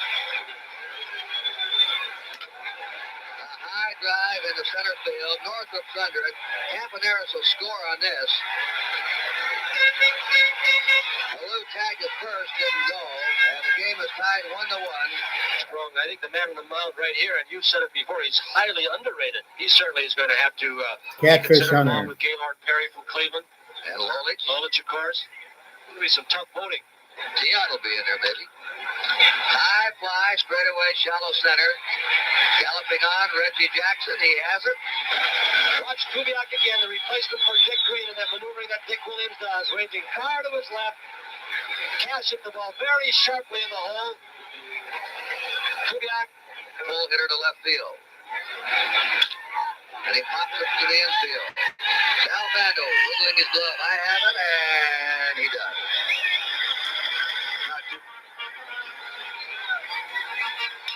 Ground ball to second. They go for one over to first. Double play.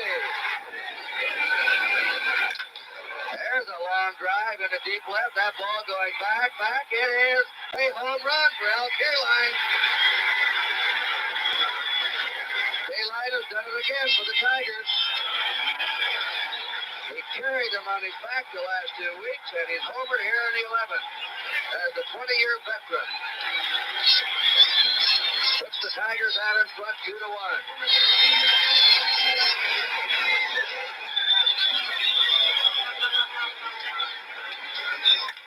And Bando singles to left field. Open the 11th. There goes Odom. Hit and run. Base hit to left. Odom is up. And he stumbled going into second.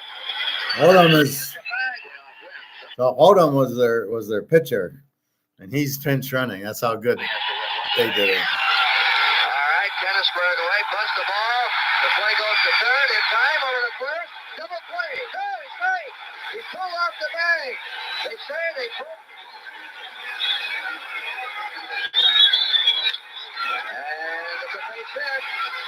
First one, Mike Egan in the score. The throw goes to third. They get five. And coming in is Dean Travis. And the A's win it. The A's win. The base hit on the pinch hitter Marquez. They score the tying run. Here goes Dennis to third. K-line throw comes in from right field. Skips under Rodriguez. Goes up against the stands. There it is again. This is Egan, the lead runner, rounding third and scoring on the pinch hit by Marquez. And he's followed in by Dean Dennis. And there has been insurance, probably a feline show. There's a little baseball for you.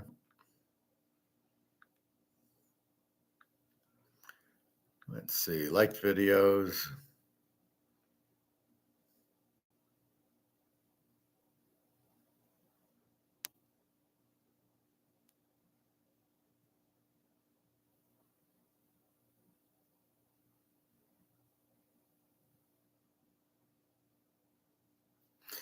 Now here I'm going to show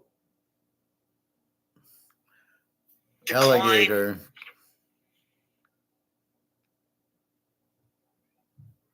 Alligator's going to talk Bitcoin.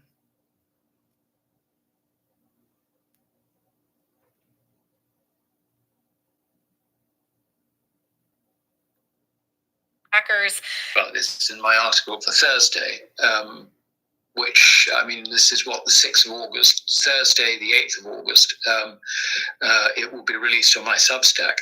I mean, the point about cryptocurrencies, and particularly Bitcoin, which is seen, if you like, as, the people's money, replacing the state's money, which is fiat currency. The problem with it, there are lots and lots of problems with it, really. In terms of the concept, it's an interesting take, if you like, on the contrast between something which you call a currency, though it's not used much as a currency, which has a limited quantity, a fixed quantity, compared with a fiat currency, which is infinitely expandable at the government's behest. Now, we know that story, and it's a story which is pushed and pushed and pushed, and anyone sitting down with a computer sort of tries to work out, well, what's going to be the expansion of, the amount of dollars in circulation, and what's that going to, and you look at it one versus the other, and you come up with a solution. Well, this is going to take Bitcoin to $250,000, or $1 million, or $10 million. And so people start plucking figures out of midair. So much so that it's extraordinarily widely held. I was looking at some research that was sponsored by the regulator, the financial regulator in this country, and at the end of 2023, they reckoned that 9% of the adult population of this country held cryptocurrencies. Now, if that's true here, it's true all around Europe. It's certainly true in America. This is very, very widely held. Now, so let's put that on one side. The other thing which is important to note is that in this recent market shakeout, Bitcoin has been immensely weak. I mean, I think in one day it lost something like $5,000 in its value. It's fallen from a high of $72,000 to a current level of about 55, having dipped down to 51 and change. So that is a mega downfall for something which is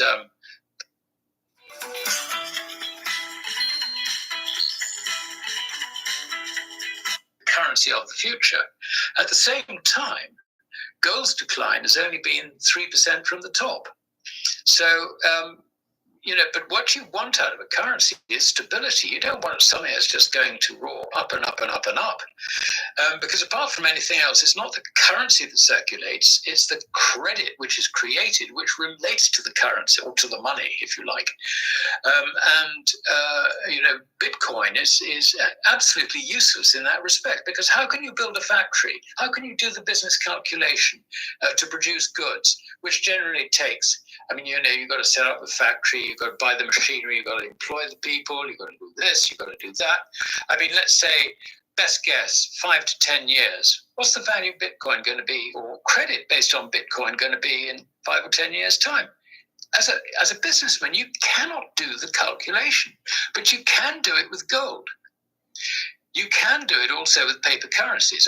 Paper currencies happens to work in your favor because, you can sort of work out, or you can make an assessment as to what inflation is going to do to values. And that sort of underwrites the whole thing. this is why businessmen like inflation. But if you're going to have something which theoretically is going to rise in value over the time when you draw down your investment in Bitcoin credit and you have to pay it back, you cannot do the calculation. It is completely useless. And therefore, any idea that Bitcoin will replace fiat currencies, or indeed be a modern equivalent of gold, forget it. If it actually came in, if it was, let us say, turned into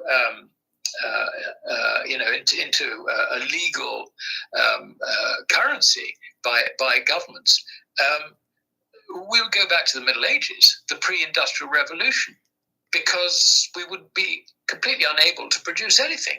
So you can forget that. But the fact of the matter is that the price doesn't correlate, if you like, with the idea of its moneyness.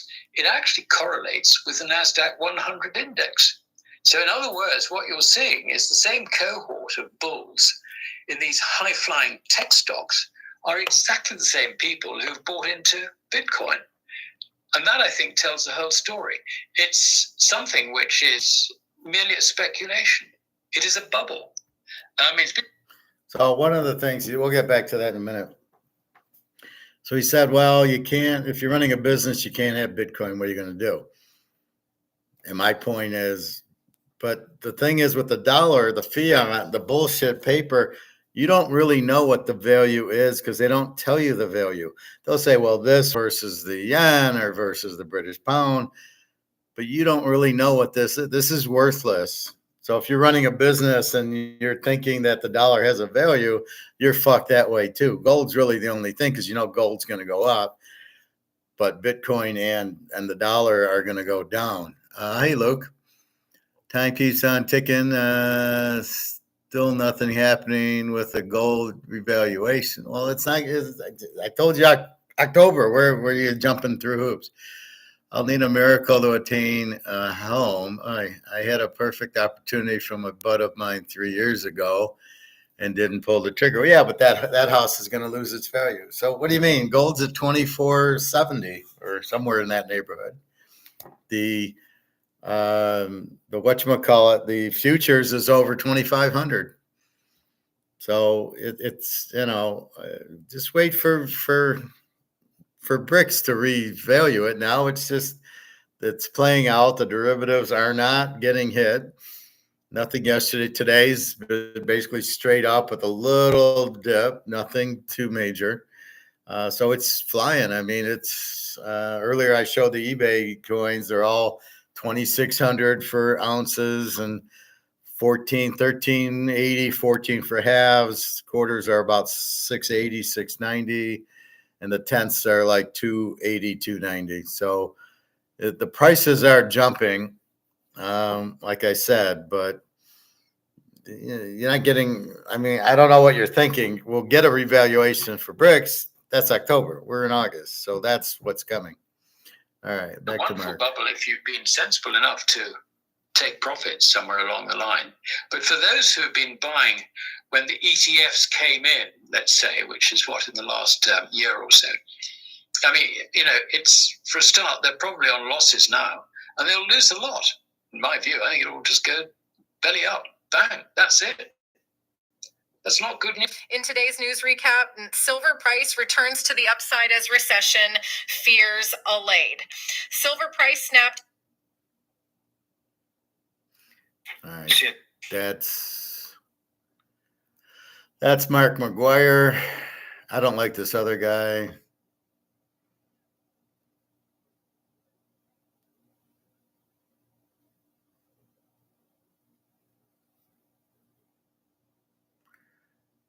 A little bit more. Can you believe this is Shanghai Business District? It's 7:30 A little bit more on our now. China And look, there's nothing on the second floor. Look on the first floor. The key issue here is, do you know where this is? Look across the street. That's Line 1 subway station. This is basically a commercial center right above the subway, and it's deserted. So you can see how hard it is for physical businesses now. It's 7:30 p.m., the peak time for dinner after work. And just look at this huge commercial center. it's practically empty. The occupancy rate here, I guess, isn't even 30%, with most of the foot traffic concentrated in the children's area on the 3rd floor. The restaurants on the 2nd floor are all empty. That side is empty, and this side is empty too. The physical economy is in a much worse state than you might think. Don't invest in physical businesses unless you have to. The risks are just too high. So no, I don't know. What do you mean physical business? Are they trying to say that like internet business is taking all the business in China, or there is no business in China? I'm reading it as there is no business in China.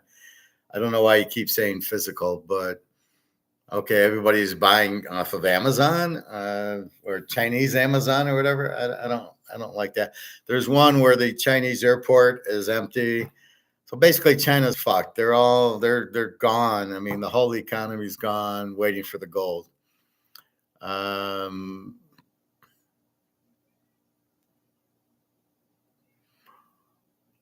A little bit with Douglas McGuire, let's go. Douglas McGregor on Russia, Ukraine. Basically, I'll play just Colonel a Douglas minute. McGregor, thank you for joining us on the show today. This is Russia, Ukraine. Russia's winning 77 We've got a lot to to nothing. talk about. It seems like the world is crumbling right before our very eyes. I'd first like to start off with your thoughts on this Ukrainian counteroffensive, because we heard so much of it for so long. Well, first it was supposed to be a spring counteroffensive that never materialized. And now it seems as though this is really going nowhere. It's not changing the face of this war. The only thing that's changing is the tally of bodies, sadly, that are piling up on both sides of this war. What are your thoughts on this Ukrainian counteroffensive? Do you expect any breakthroughs? Have you seen anything you would deem a breakthrough?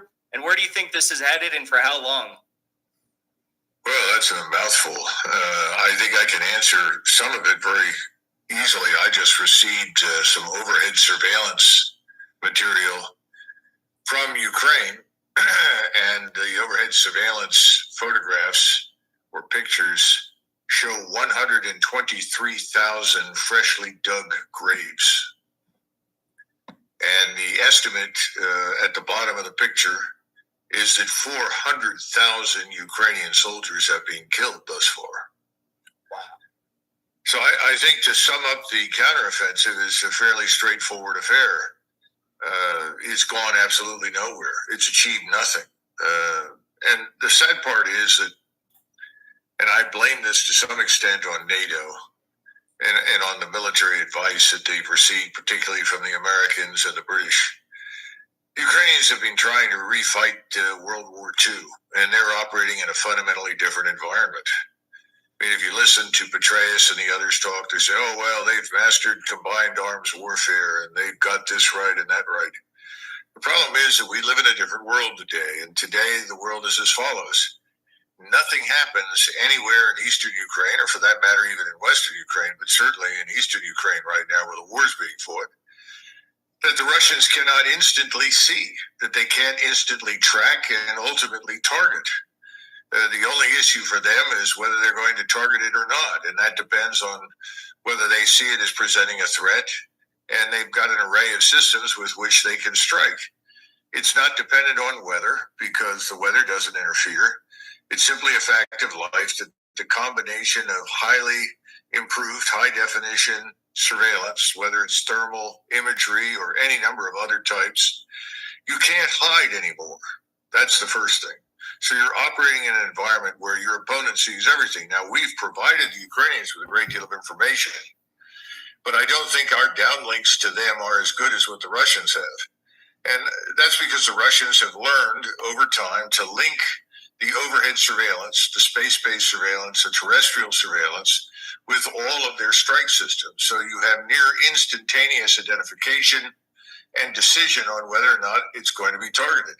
And this runs from the tactical level, which may only involve a mile or two of surveillance, all the way up to strategic surveillance, which reaches hundreds of miles, even 1,000 miles. And so from the very beginning, the Ukrainians have been dealing with this, but they've been dealing with it as though it didn't exist, even though they've learned that the integrated air defenses, which is part of this precision paradigm, has effectively emptied the airways. There's nothing above them. They can't fly. If we were involved in this war, we couldn't fly. We'd lose most of our aircraft. And this is something that people don't understand. I hear American generals say, well, if we just send in B-52s, each B-52 drops 90 500-pound bombs, we'll smash all these defenses. Well, good luck. Because as soon as they're within range of the air defenses, they'll be shot out of the sky. They'll never reach the point. It's a different kind of warfare. The second thing is that the Ukrainians have been focused by us on territory. You've got to drive out the Russians, get that territory back. Well, in reality, the Russians have not been interested in territory. They've been interested in destroying Ukrainian armed forces. In other words, killing the Ukrainian army. That's the problem. The Ukrainians have not been focused on destroying the Russian army. They've been focused on trying to get back terrain. It's a waste of time. Terrain is only valuable insofar as it gives you an advantage. If there's no advantage to holding it, it doesn't have any value. The Russians understand that from 1,000 years of history of dealing with Mongolian armies and every other conceivable form of warfare, but the Ukrainians haven't learned it. I blame us for that problem. But the bottom line is it's gone nowhere. It's not going to go anywhere. And I think at this point, the Ukrainian army is really broken. And there's a difference between a defeated army and a broken army. The army of Northern Virginia was defeated, but it held together to the bitter end and ultimately was surrendered. It wasn't very large by the time it surrendered, 15,000, 20,000 men, but it held together and was surrendered by its leader, Lee, and the war ended. How do you end this war when the leadership no longer really has control over what the forces in the field are doing? The forces in the field are melting away. The resistance is dying out. Why? Because people are tired of dying. We've transformed Ukraine into a graveyard. We've transformed the Ukrainian army into cannon fodder. And we're telling them, go out, launch this attack, get us a few kilometers of terrain. That'll show NATO and our donors that we're still alive. Well, that's insane. Makes no sense. And people in Washington and the NATO capitals are inhumane. This is beyond reason. This is no longer a war. This is just slaughter. And the sooner we understand that, the sooner we can end it. But we're not going to humiliate Russia. We're not going to subjugate Russia. The Russians are not going to bow down for forgiveness. Putin is not going to jail. There will be no regime change. This is all crap. And the problem is that we don't seem to understand that they're not the people who are responsible. We are. This could have been over quite early. You'll recall, I'm sure some of your viewers recall, that the Ukrainian negotiating team at the end of March, beginning of April said, we can live with neutrality, which was the principal concern the Russians have always had. They didn't want a NATO forward operating base on their border designed to attack them. Very simple. Well, that was rejected. And so here we sit. And everyone's convinced the Russians want to march all the way to Warsaw and Berlin. No, they don't. They are not interested in that at all. If they were interested in that, they'd be moving right now on Kiev. I think they're waiting to see what happens next, and then they'll move. But they don't want to govern Ukrainians. They know the Ukrainians don't want to be part of Russia. That was never the point. But now they've secured those areas that are Russian, that have Russians living in them. So they no longer are an oppressed people inside Ukraine. That was the number one consideration. And they're destroying this, they call it the neo-Nazi force. It's certainly a heinous group of people that have done terrible things to Russian prisoners and Russian people. No question about it. But, the Russians have done something very brilliant. They've always treated the Ukrainians that surrendered with great kindness. They have never mistreated the Ukrainians at all. And as a result, the Ukrainian officer looks around, he tries to evacuate the 50 wounded men that he's got. And they say, well, I'm sorry, you can't do that. We can't evacuate them. And so he says, I'm not going to let my men die. Calls the Russians say, of course. And this is happening. And it's not a surprise, but this army is broken. It's a broken vessel now. No amount of supplies are going to change that reality. From what I'm seeing, that appears.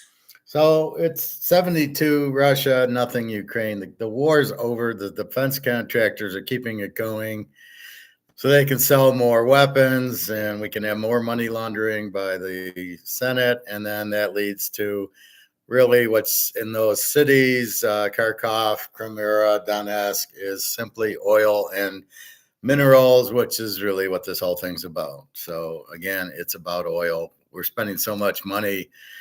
We're going broke because there's no revenue in war, right? There's no income coming in. You're just spending it, weapons and that. And the funny part is we're not even fighting this war. We're having the Ukrainians fight our war for us. What the fuck is that? So it's the US against Russia, but Ukraine. So it's like the Bears playing the Vikings and Cincinnati's playing for the Bears. I mean, what is that? It's insane. Lucas, what's the point of McGregor? That the war is over, that Russia has won, and they know how to fight, and the Ukrainians have given up. Basically, he's a retired colonel, and he's kind of what you'd say honest. So when he tells you this, that you get on CNN or some of these others, which I never watch, they'll make it sound like the Ukrainians are winning or the Ukrainians have a chance. And then he comes on and he says there's no way in hell they have a chance. So he's just a retired colonel, but he tells you what's going on. Does it affect gold prices? No, gold prices are only affected by one thing, and it's called comex, and it's called derivatives. Now, the fact that everybody's buying gold is why the gold prices are going up. I mean, if we look at today,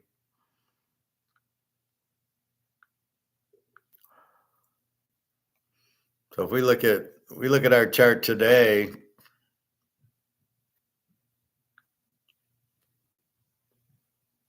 so we're at 2465. We've really had very little down action. It's just been a 2459. It rolls up to 2475. I thought we'd get to 25. And a little dump here down to 2463 and then back to 2465. But it's a very tight $2-3 window. And this is done by COMEX. These are derivatives. Me and you could go buy 20,000 tons of gold and it wouldn't move the number because it's a disconnect. The number, the market, just like in the Rolex is the market of the buyer and the seller. Gold is not. Gold is JP Morgan and COMEX doing the derivatives, moving the price. The banks are controlling the price, not the market. So no, it won't affect it. They like to say it will, but most people don't understand that COMEX is controlling the price of gold and of silver. So that's really the point. No, gold's going up because of one reason, that this is worthless. So when you make this worth like a penny, right? What happens? All the central banks run and buy gold. So that kind of drives up the price because they have to buy it, I guess, from COMEX. I'm not sure. There is no gold out there. The gold is gone, right?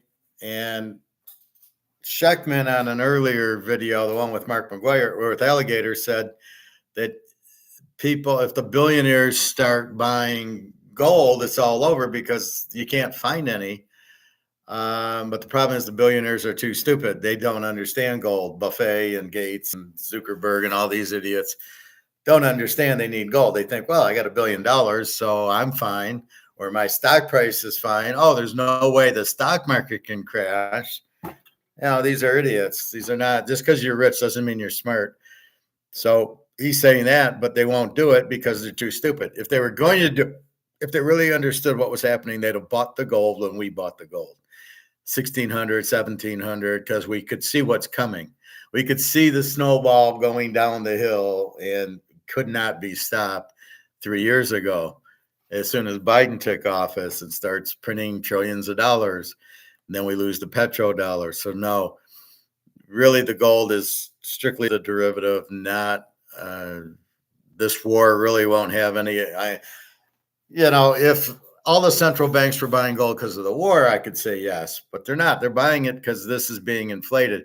And in fact, the longer we're at war, this is gone because we've got to print more money to pay for the war. The Revolutionary War with Lincoln, they went broke. They printed the greenback and it got inflated. And then when the war ended, then we got on the gold standard. And then look what happened. It was fabulous. So wars bankrupt you. Look at England, World War I. They had to give all their gold up for weapons. Look at Napoleon, killed France. The Roman Empire, all they did was go to war for some reason.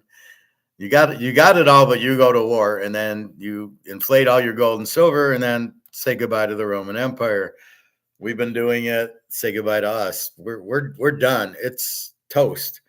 And anybody in the dollar is getting out, and this whole petrodollars, the dollars are starting to come back.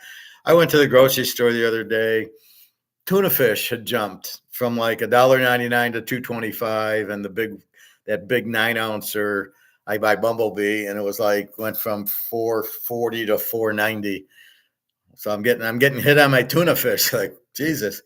So it's starting it's not hyper, it's just inflation getting much, much bigger.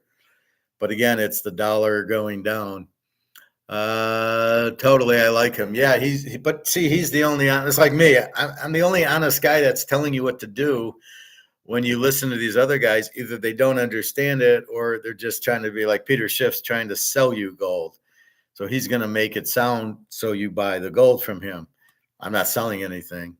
So I'm like McGregor. I'm telling you what's happening in an unbiased way. So a lot of people like him. Like he said, the war's been over. We should have ended it a while ago. What the fuck are we still doing? This I don't know.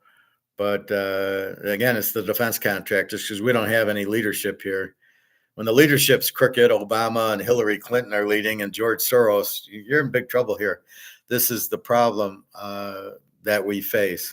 So anyway, let's go to. So I'm not going to play the whole Douglas McGregor. This is the one. This came out a week ago. This one came out 8 hours ago. But it's really just to say that the death toll is like 500,000 Ukrainian to 50,000 Russian. That's the real number. And it's all on infrared. You can see the graves and, when they're burying them. So the Russians really can do that. UK riots. Let's look at this. I'm attorney Eric Steinberg. When you're hurt, my dad and I will be right there to make sure that you don't get cheated. So apparently in the UK, there's a lot of riots. Attention to the UK, where the riots show no sign of dying down. They began in the seaside town of Southport last week, after the brutal stabbing there left 3 young children dead. The children were murdered by a British national, a 17-year-old of Rwandan heritage, who was born in Wales. But this attack sparked nationwide anti-Muslim riots. The police say that the attacker had no known links to Islam. But the British rioters do not believe that. They have chosen to believe the rumors that they heard online about the attacker being a Muslim migrant. And that is why the riots began. The rioters have been targeting mosques and hotels being used to house asylum seekers. Both these groups are terrified. They're afraid of being attacked. The Muslim communities are terrorized. If I'm going to use the word, they are terrorized. They fear for their safety. They fear that they cannot go out. They fear that anything could happen. Like we saw that taxi drivers have been attacked. So people cannot. Yeah, we get it. They're afraid. Do their day-to-day job realistically, because Uber drivers have been attacked, taxi drivers attacked, women. Okay, you said that. Move on. And this is becoming the kind of in the last few days the activity that is happening on a daily basis across different regions. I feel very stressed and it's very distressing moment in our life. We've never seen this kind of far-right group active against the anti-immigrant. So we are living fear and anxiety. This could be anything could happen to us, and we are living fear. Why are the conservatives far right? We're far right. We're right. We're not far right. They always want to make the Nazis far right. The Nazis were far left. They were communist. Well, they were kind of socialist, national socialist with a dictator. That's far left. Russia, communism, socialism is all left. Right is conservative. So I don't know why they keep saying far right when they don't even understand what the fuck they're talking about. But so you've got riots in India or in UK. Again, it's the Muslims. Germany kicked all the Muslims out. Poland's kicking all the Muslims out. The Muslims are a bunch of terrorists from Iran or Iraq, and they're going into these cities causing all the trouble. And so everybody's waking up going, hey, we got to get rid of this shit because this is all with the open borders. So all the terrorists came into all these countries, and it's fucking up Europe and it's fucking up us. And we better kick them out before we get the same shit. Let's go a little bit more. The British police force has been trying to stop the rioters, but they don't seem to have the numbers, and now they're also dealing with counter-protesters. These were the scenes from Plymouth yesterday. It's a city in southwest England. The two groups faced off against each other. There were the anti-Muslim, anti-immigrant rioters on one side and the counter-protesters on the other. You can hear them chanting slogans of unity. On immigration. All right. I ain't going to watch that crap, but so you can see what's happening. So there's riots in the UK. There's problems in Germany. There's problems in Italy, problems in France. China is absolutely broke. I saw one where they show the airport. There's nobody in it. Luke, we could if we were going from China to Barcelona, we'd be the only two in the airport. There's nobody. There's no flights. I don't know if the flights are taking off, but there's nobody flying. A lot of the Japanese and American businessmen are leaving for fear of. See, the government is bankrupt, so they keep trying to steal the money from whoever's left. So everybody's leaving. When are they going to use the gold? I don't know. You've got 60,000 tons of gold, China. You're not broke. Use your gold. So I don't get why they're not using it, or is it their plan to bankrupt everybody? I don't know. But anyway, Russia's the only country that seems to be fine. So China is bankrupt, and the UK is bankrupt, and Canada is broke. I showed you this Canada one last week.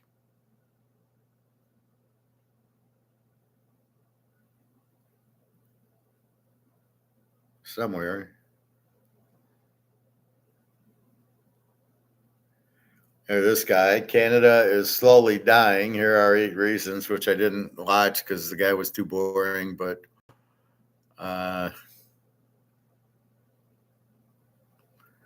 so it's all coming back.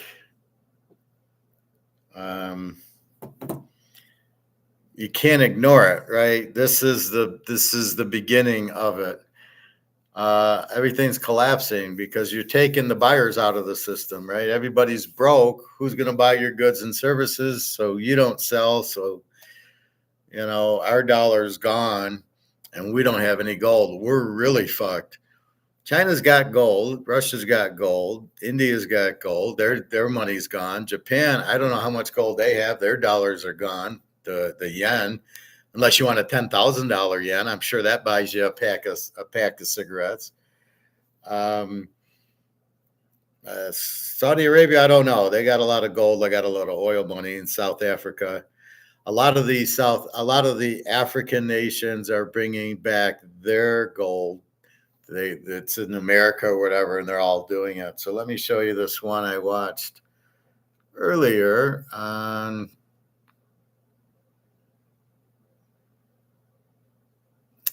Let's see.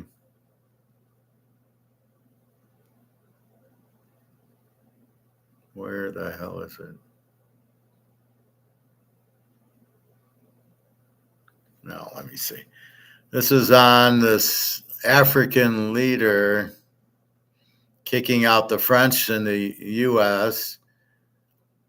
out of his country in Africa.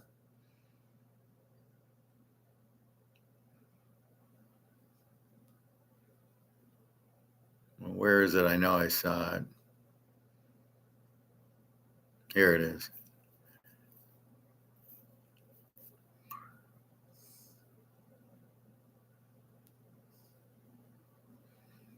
I never heard of this They're legally country. robbing you.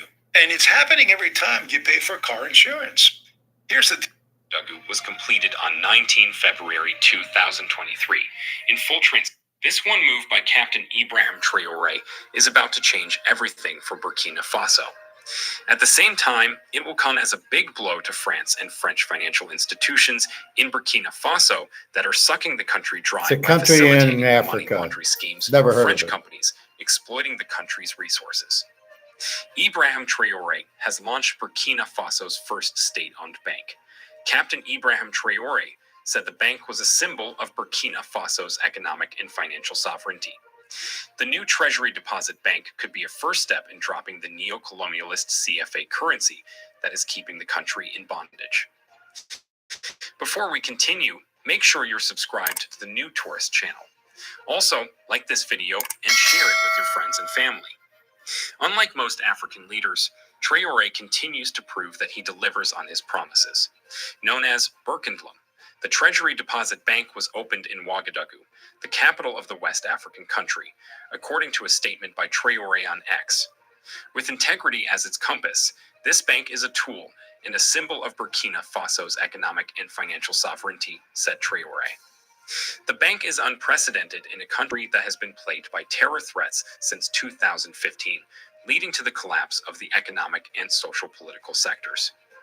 According to Traoré, the bank will be closer to the people and will contribute to the country's socio-economic development through a more appropriate method of financing and structuring projects and programs, freed from exploitative and parasitic assistance from Western countries and organizations like the International Monetary Fund and the World Bank.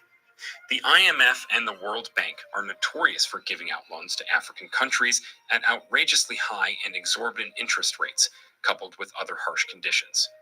This is why Thomas Sankara never took loans from the IMF or World Bank. Sankara's projects for Burkina Faso were fully funded by local coffers. At the 1987 summit of the Organization of African Unity, Thomas Sankara warned that he would not live to attend another meeting if Burkina Faso were alone in resisting its debt obligations. A few months later, he was murdered in a coup backed by France for calling out the neo-colonialist and imperial character of the debt imposed on African countries and calling for African unity and freedom. Captain Ibrahim Traoré, the Burkina Faso strongman, who led a successful coup in September 2022, has been making moves to help his country grow and free them from Western influence, neocolonialism, and imperialism. As the leader of the ruling junta, he invited public and private development organizations and economic operators to make use of this bank to participate in the collective construction of a sovereign economy at the service of the country's development. Sovereignty. This is what Traoré has been trying to attain since seizing power in 2022. After gaining independence from France on the 5th of August 1960, Burkina Faso, like other former French colonies, remained under the parasitic influence of the French government. They were quick to wipe out Thomas Sankara when he tried to make Burkina Faso a sovereign state. There's no doubt that Ibrahim Traoré has taken a strong stance against French policies since seizing power. His coming to power has caused many French companies and banks to leave the country as they fear the upright man. The French-owned bank, Société Générale, which is France's third biggest listed bank, agreed to sell its subsidiaries in Burkina Faso to the Pan-African banking group Vista Group. Vista Bank Group also acquired BNP Paribas in Burkina Faso. Burkina Faso was France's sixth largest trading partner in sub-Saharan Africa in 2021. Burkina Faso is home to some 50 subsidiaries of French companies. In total, there are an estimated 70 French subsidiaries or interests in Burkina Faso. Some 50 French business people are present in the hospitality and tourism sector. France was Burkina Faso's leading bilateral donor and one of the 19 priority countries of France's development policy. On 18 January 2023, Traoré terminated the 2018 bilateral agreement on the status of French forces in Burkina Faso. On 28 February 2023, they also terminated the 1961 agreement on technical military assistance. The safe and orderly French military withdrawal from Ouagadougou was completed on 19 February 2023, in full transparency and in coordination with Burkina Faso's transitional authorities. Ibrahim Traoré also expelled French diplomats, accusing them of subversive activities. His government has also suspended French media agencies in the country for spreading fake news in an attempt to destabilize the country. In September, Niger, along with fellow ECOWAS members Burkina Faso and Mali, formed a military alliance called the Association of Sahel States. 4 months later, the trio announced their withdrawal from the larger bloc for illegal, illegitimate, inhumane, and irresponsible sanctions it imposed on them after coups. Later, reports emerged of possible parting ways with the neo-colonialist currency, the West African franc, that has kept about 14 former French colonies in bondage. Captain Ibrahim Traoré said that more changes might still surprise people, and it's not just about currency. He says he will break all ties that keep his people in slavery. So I think they're going to a gold-back system also. So funny how everybody runs to gold. And here, he's banning the export of gold because he wants to use it. So France and America are in Africa and they're stealing all the gold and they're stealing the minerals. And they're like, no wonder we're poor. We don't have anything. You're stealing everything. So now he's got to get. Economists call inflation the silent thief. It steals away our buying. It's printing money. President of Burkina Faso, Ibrahim Traoré, has risen to challenge the West and their exploitative tactics. Just recently, he has issued an order that bans all gold exports.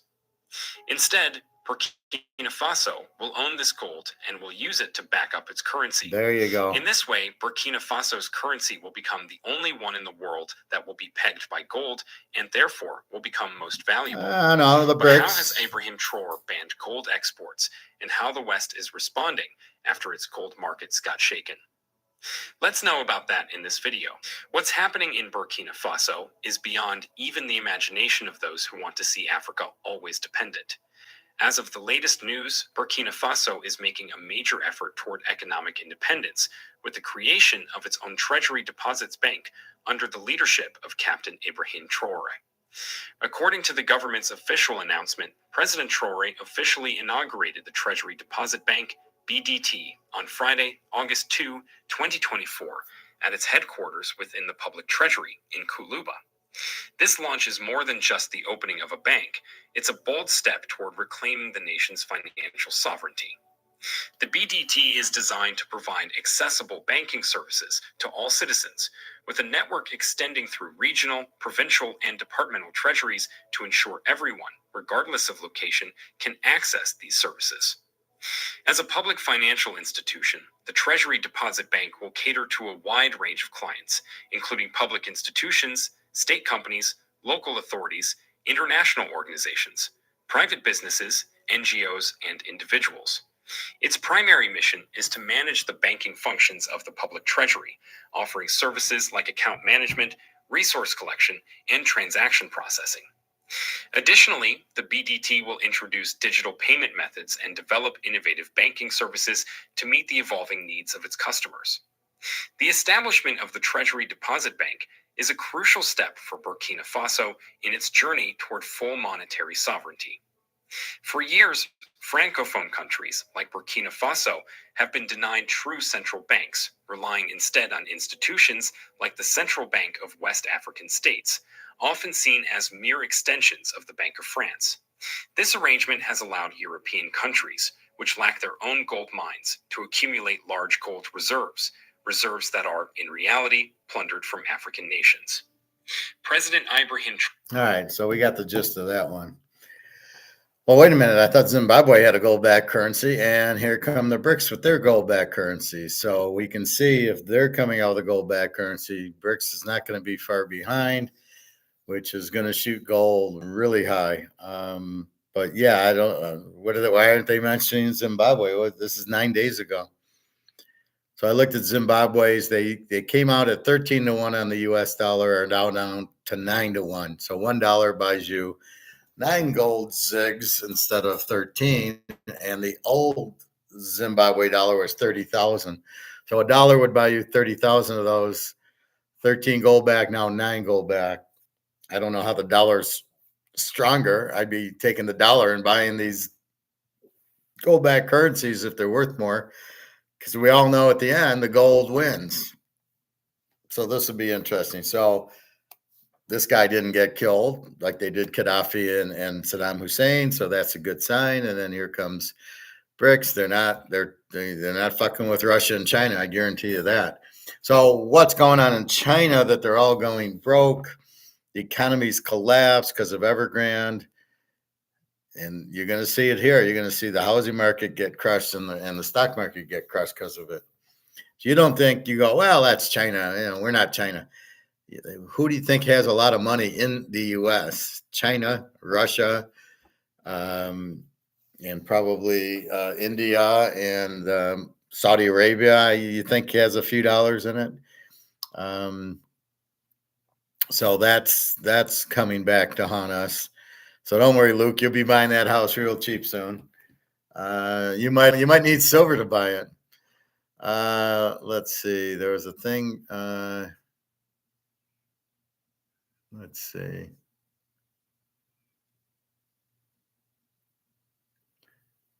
There was one on the bankings.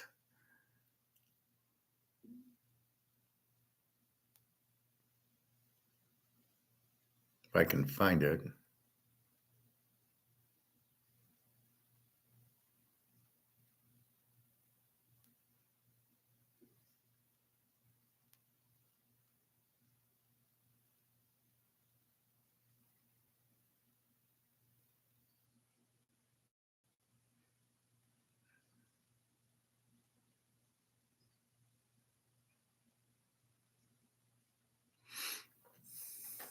Yeah, I'll look for it. But there was one where they're saying if the banks collapse, I think it was a short. Maybe I marked it as a liked video.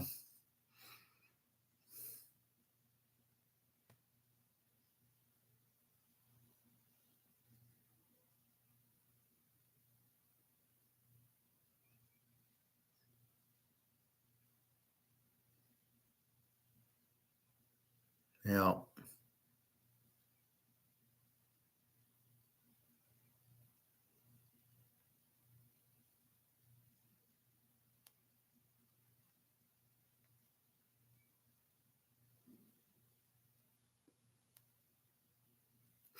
I don't know. But it was like the banks. I think it was something about the Deutsche Bank. It might have been Alligator, but he's talking about they won't let the banks collapse. But here's the problem. There's a lot of defaults happening, right? So as we discussed, if I'm a bank and Luke gives me $50,000 and I give him 4% interest, here's how I work. I then take his 50,000 and loan it out because I got to get more in. I got to use his money so I can pay him his 4%. So I loan it out to a somebody buying a house or a commercial real estate or a car for 7%. And so I take his 7%, somebody else 7%, and give 4% of that to Luke and 3% I keep. That's a bank. But everybody's getting fucked and nobody's paying back the loans. But I still owe Luke 4%. I still owe him 4% of the 50,000. But the money I use to get the 7% to pay him, I'm not going to get because there's a lot of defaults happening between commercial real estate, housing market's about to collapse, cars, I don't know, people paying their cars or not. As more people lose their job, they can't afford to make the payments. And unless you're smart enough to buy gold, you're fucked because the dollar, I mean, what's going to happen when the dollar goes out? Sorry, Luke, your 400, your 40,000's gone. And so is my loan's gone and everything's gone and the bank's gone. And that's what's going to happen as of these defaults because people are kind of prepared, but they're not prepared for the dollar crashing. That's the problem. So if you're not prepared for the dollar crashing, the banks aren't prepared for the dollar crashing. How are the people prepared for it? Another reason we buy gold and silver. We don't care if the dollar crashes because we have gold and silver. Hey, Zachary. Fractional reserve banking is correct for 2 points. But again, it depends on them getting the loans paid back so I can pay the depositor. Because the depositor is not going anywhere. So I'm going to owe him 4%. But the guy who I lent the money to, who I made sure had good credit risk, can't pay me back because there's the commercial real estate's dying. People can't afford their houses. They're dying. So this is the problem is I need to get that 7% in to pay Luke his 4%. So I make 3%. And if I'm not getting the 7% in, I can't pay Luke his 4%. And I go, sorry, Luke, I can't pay you. I don't really owe you. So sorry.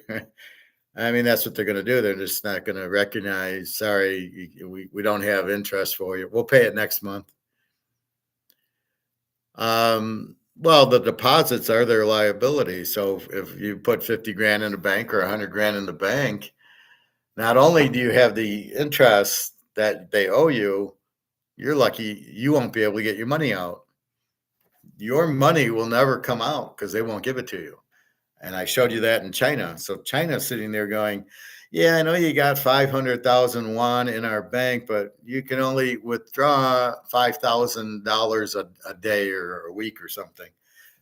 Well, I got all this money in my bank, and the Chinese banks are going, sorry, this is all we can give you is $500 a day. So everybody's fucked. That's why when I keep showing you this China stuff, they're all broke. The airlines, there's nobody at the airport. There's nobody at the malls. There's nobody at the all the businesses in Europe and China. It's different. You walk down the street and it's all stores. You know, wherever you go, Monaco, Monte Carlo. You go to Switzerland. You go to Austria, Germany. You walk down the street. It's store, store, store, store, store. So that's the difference in Europe. So in China, they're showing us that all these stores are closed. There is no economy. People are working as Uber drivers or whatever, or cleaning houses. I mean, they're just taking whatever jobs they can. Nobody can afford a house. So this is the thing I'm struggling with. So I think what's happening in Canada also, and a little bit here, is rich people are buying houses, but not to sell, but they're not trying to sell them. They're trying to own the house, and then they're trying to rent them out as an investment. So we buy gold, they're buying houses. And my favorite quote, where is that? Where's my economics? Let's see, where is it? Where's my baby? This is the best quote. The worst investment for a bank is real estate because it's long-term. Savings accounts are short-term. Real estate is very risky. Fluctuation in interest rates and trade cycle. I love reading that.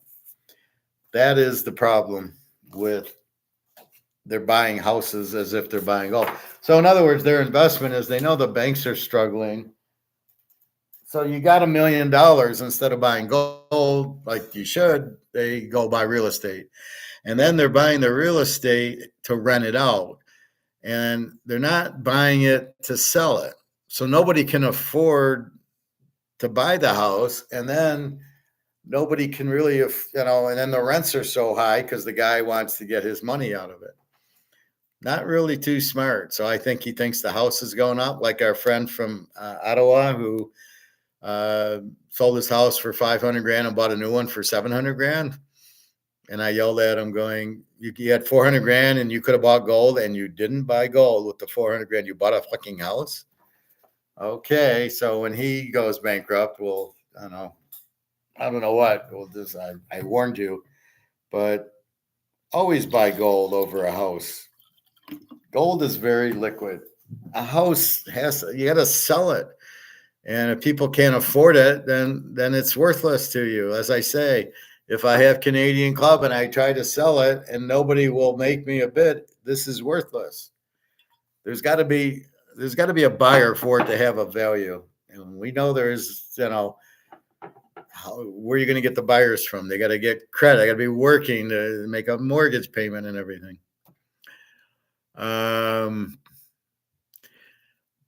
Zachary, they have so much liability. Well, that's the problem. And they if people are defaulting on the loans, then what are they going to do for money? Like I said, part A is I got to pay your interest back for your money market or CD or whatever.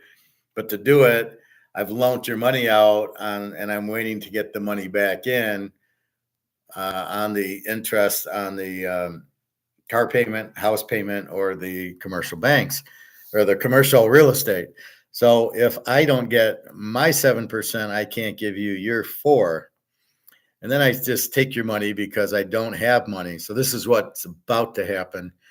You have 500 grand in the bank, which you think is yours. It's not yours. It's the bank's. And that's what the bail-in is. They're going to say, no, I'm not getting money in from those guys, so I'm taking your money. And it's perfectly legal because if you understand it, it's not your money in the bank, even though you handed it to them. Then it becomes the bank's money, and that's when you get fucked. And then you go, I want my money. And they go, well, we're going to limit you to $500 a day, even though you got 500,000 in there, which is why I'm telling you, get the fuck out of the bank with the money. Go put it in gold. You're going to make a fortune in gold, and you're going to lose. This is going to got you bankrupt because it's 99% gone. So whatever's left of it is going to zero. So you're going to hold something worthless. And on the same token, if you buy gold, it's about to go to the moon with all these countries going gold standard. So that's the key to understanding. And I think we all understand the dollar's going out. Most people do not understand that concept. They don't get, the government's running. How could we run out of dollars? Not that you're running out. It's they're printing way too much. And with the petrodollar gone and you're printing the dollars and you keep spending with the war, it doesn't have any. It's got no value. So I've showed you where I don't believe we're going to CBDCs because who runs the government? The banks, JP Morgan and Wells Fargo and Bank of America. They don't. If we go CBDC, if they're fucked, they're out because then what would happen? We'd go to the central bank, but the central bank isn't set up to handle 380 million people. That's why you have the banks. So we'll never go CBDC. That's just an impossibility, just with the sheer numbers. So I don't know what they're planning. Whatever their plan is, it's not working. But nobody wants to be controlled, of course. So if we don't have gold-backed currency, we're fucked.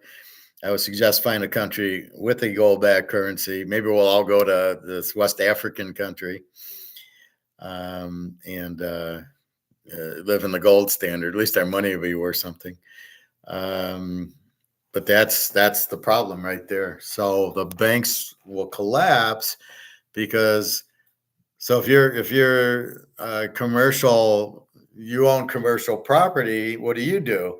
So I own the Empire State Building. Okay, I'm going to fill it with clients. So I borrowed from the bank to build it. It's built. I got to pay rent to the bank, and then I'm going to fill it with 100 clients. Right?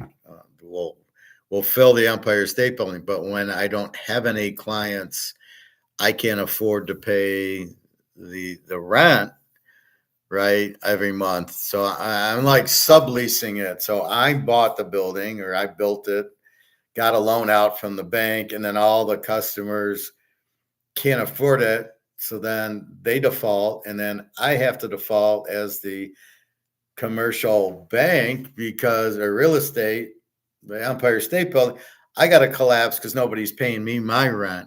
And if you go to New York, they're all getting screwed there. And I mean, LA, all these, we're like a third world country here. It's so bad.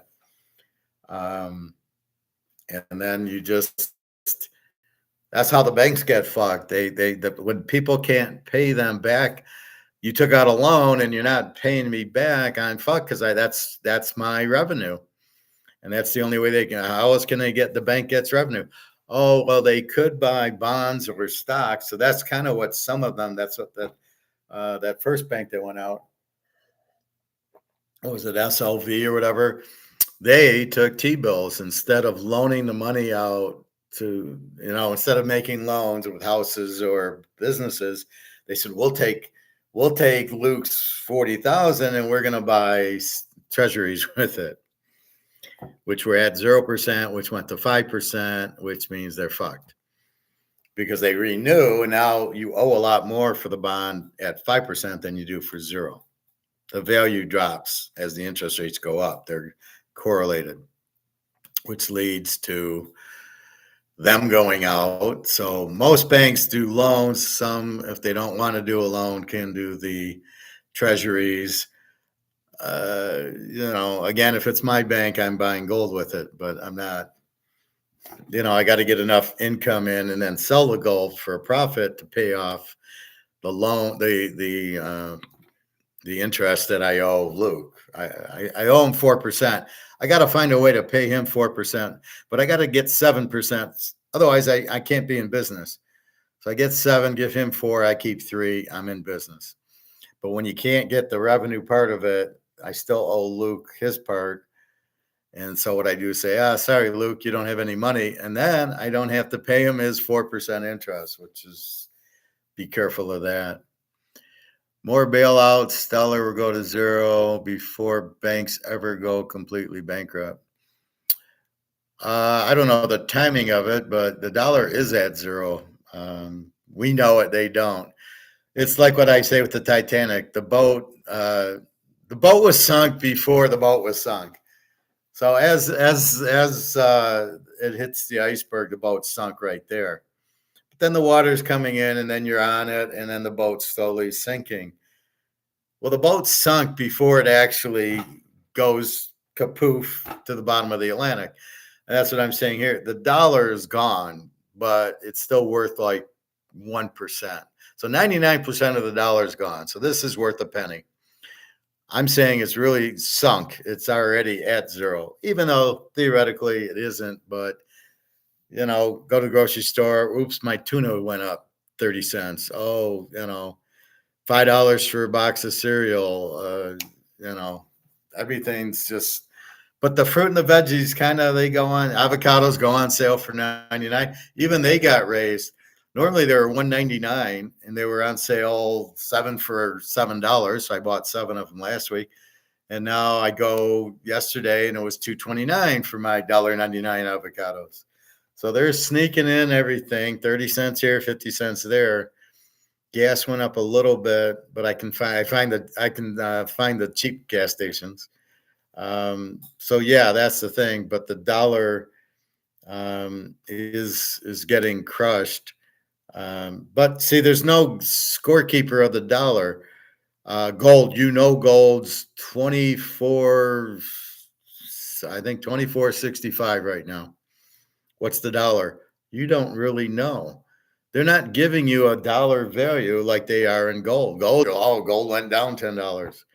And these idiots try to say, well, it's not gold going up, it's the dollar going down. And you keep saying, no, you're an idiot. That's not what it's going on. It's gold going up because of the demand of central banks and everything else. It is not because of the dollar dropping. The dollar's already dropped. The dollar's gone. So don't say gold's going up because where's the dollar going? It's at 0 now. So what are you talking about? So that's really the big problem. But that's what's happening. So yes, the dollar's already gone. The banks there's like 290 banks about to go bye-bye. All I can say is if you have more than $1,000 to pay your bills in the bank, get them the fuck out, because if you have any serious money in there, you're about to get fucked. You won't be able to get it out, and it won't have any value anyway. Your only option is to get out of this then don't run to this. You want to get out of this. This is a euro. You don't want to be in. This is out. This is out. The Canadian is out. So you got to get out of paper, off the Titanic, and your only lifeboat's gold and silver. Silver's waiting. Silver's still being manipulated by COMEX, but gold, the manipulation's ending.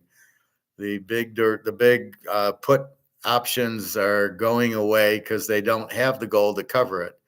They have to borrow it from the Bank of International Settlements at market, and they can't win. So go do your derivatives with Bitcoin, which you can see they're doing it as Bitcoin's getting crushed because Larry Fink's running his ETF. Bye Bitcoin. So anything Larry Fink touches run the other way. He was responsible for the 2008 mortgage-backed security crisis. He's probably responsible for this with George Soros. So yes, your goal is to get out of this, and the only thing you can get into is gold. And if you don't buy it soon, you're not going to find it. And it's already $2,600 for the ounce that I paid $1,800 for a year or two ago. So get the fuck into gold and silver. Silver's going to explode. It's being held down at it's $27 now. They call it the most undervalued. It's just the derivatives keeping it. Let's see, what are we at? So we're 24.65 on the spot on gold, but only 27.85 on silver. This number should have a zero at the end. This should be 270. This should be 278.50 is what the real price of gold, at least.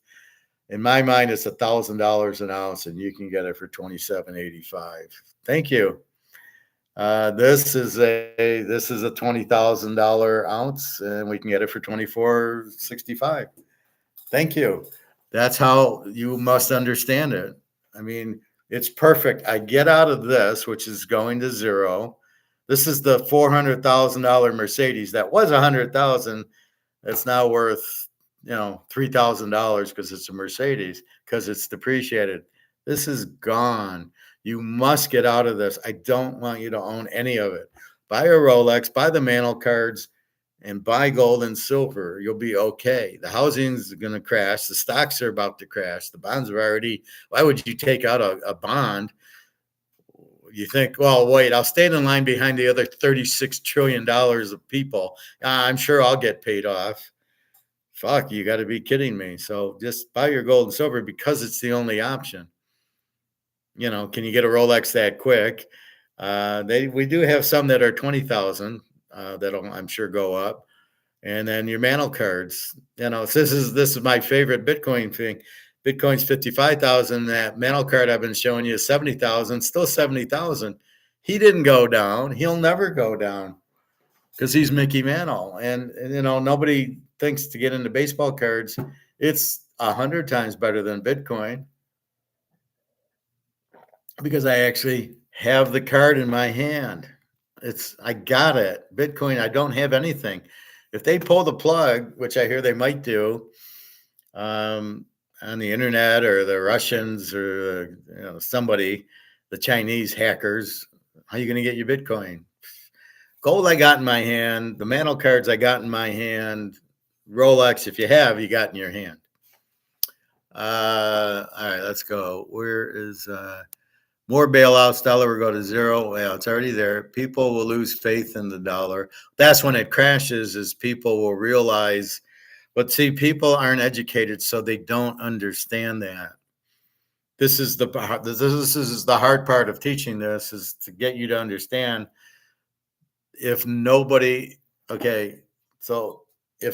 wants this, it's worthless. It's worth zero if nobody wants it. If somebody will pay $100 for it, or an ounce of silver for it, then it has a value. Well, is anybody gonna want this? Well, we know like 50 countries that are running the BRICS. We know they're coming out with a gold-backed BRICS currency. We know Africa doesn't want it. We just saw the guy.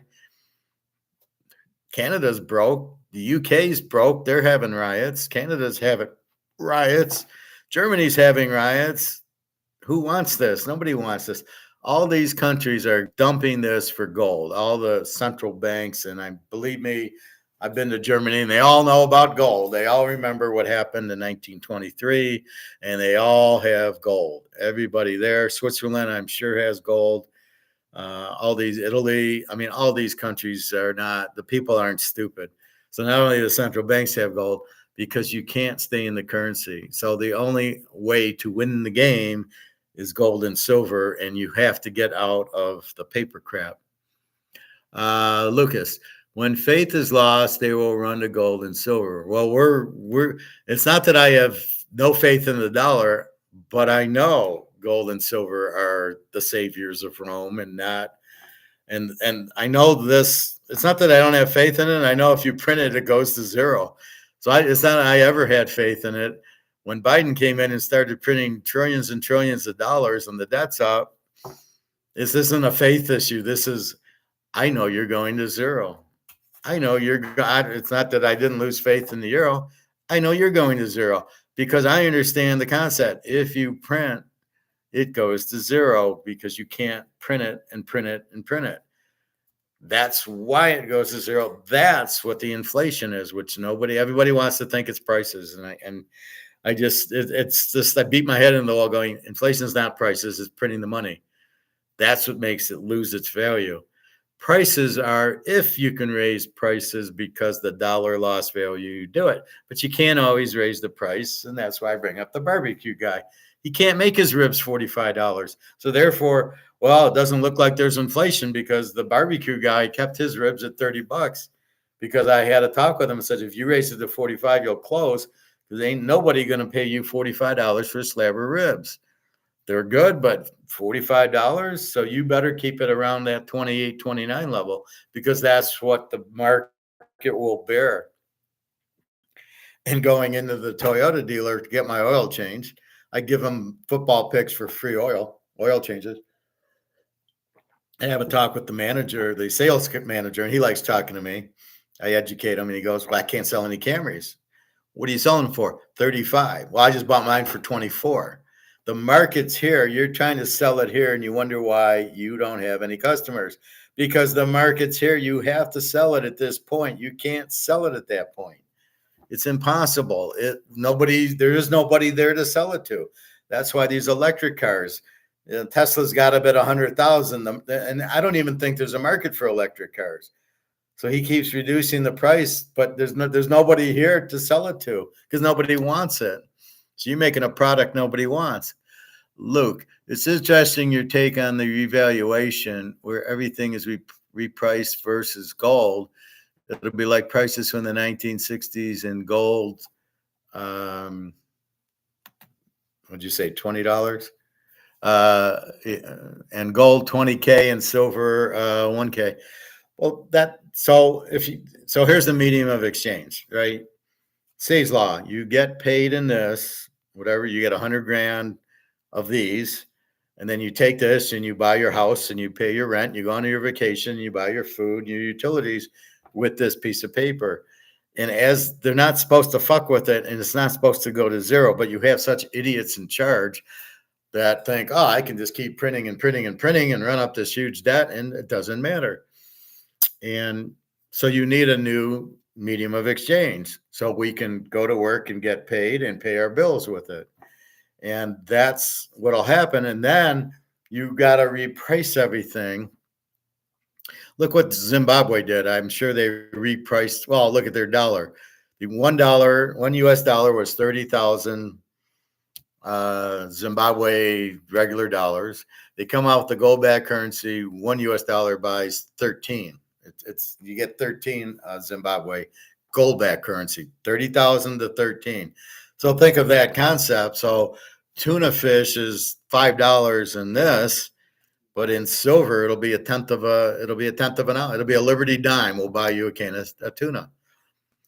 So you've got to exchange. You got to get the rate down, right? It's like the FX rate.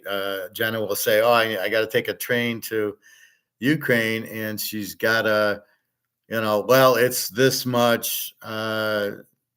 It's this much Ukrainian, so I got to figure out, or it's this much euro or whatever, and I got to figure it out. So I'm going, let's say it's 2,000 Ukrainian, but When I look at the exchange rate, oh, it's $50 US. Oh, okay, I'll give you $50 for it.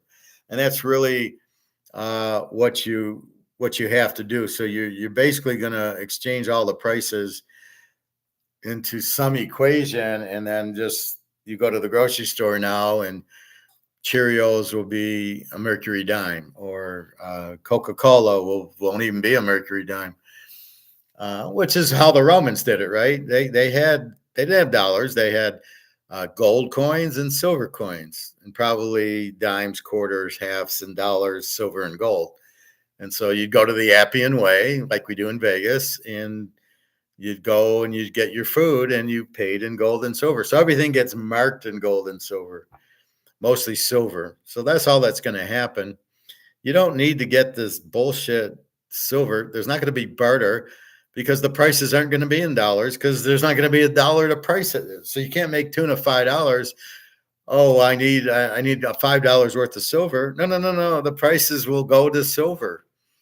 Kroger's is going to say, okay, the milk is a mercury dime, and we'll come in with our 1 ounce silver coin, and we're going to get change. We'll get, so if that's 100, we'll get 90 pieces of silver back. And that's all you're doing, is you're fixing you're readjusting, reevaluating your things, because now you've got to price them in gold and silver. So we're back to Rome, where that's what they did. But there's no other way to do it. And that's the hard part, is how much are we going to pay for our plane ticket to Barcelona? How much is Capital Grille going to cost? Because they're charging you this shit. But you don't want to use your silver now. I don't want to use, I could get the barbecue ribs. He'll accept it for the ounce of silver, which is $30 right now. And fuck that. It's going to 1,000. Why would I sell it for 30? That's what you got to be careful of. If you need to sell your gold and you get your $2,500, the last thing you want is, you don't want it in this. You don't want to sell your gold unless something came up for this shit. This is garbage toilet paper. In Germany, they wallpapered their room with it. You don't want to sell your gold to get into this. You want to sell your gold for whatever the new currency is going to be. The US is too fucking stupid to have gold-backed currency. They'll come out with US dollar number 2. All these fucking Biden people who are so stupid. That's what'll happen. So be careful selling your gold. You might go to a country that has gold-backed currency that you can use here. Maybe we go to Switzerland. Maybe we go to Germany or Austria or somewhere, even Russia, and here's a couple ounces of gold. Give me your gold-backed currency, and now can I use it here? Or I'll just stay wherever they have gold-backed currency, because I know my money will be safe. But that's what will happen. So I don't get the barter people. They're like, these are idiots. What do you mean you need barter? Why do you need barter? You're not the prices will have to reflect the silver and the gold, not stay in the dollar. If the prices are still in the dollar, why do you have silver for? Use your debit card or your credit card. I mean, why would you? If it's $2 for milk, paying this shit. You don't want to use your silver to buy the milk. And if the dollar goes out, then Kroger's is going to pay with gold and silver, just like we are. But it'll be gold-backed currency. Let me show you a picture. So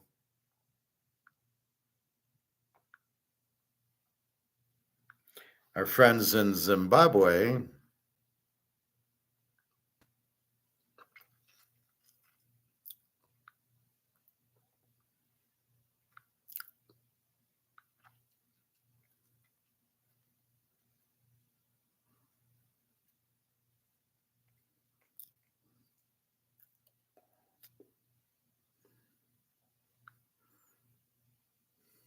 so that's what it's going to look like. This is Zimbabwe's $10 gold-backed currency. So that's what we'll use. We'll use regular dollars. It'll just be backed by gold. They'll call it the ZIG. And here's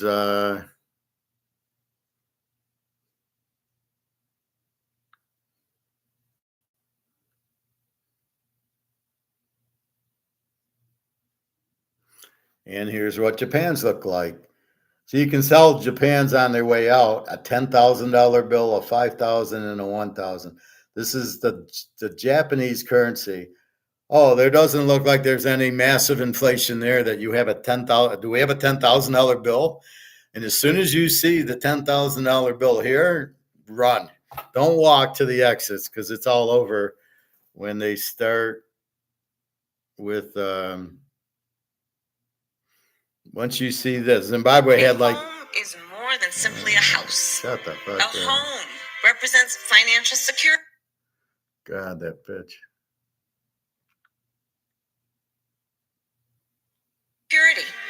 The opportunity God, what's with these commercials? build wealth that can help put your child through college, afford retirement.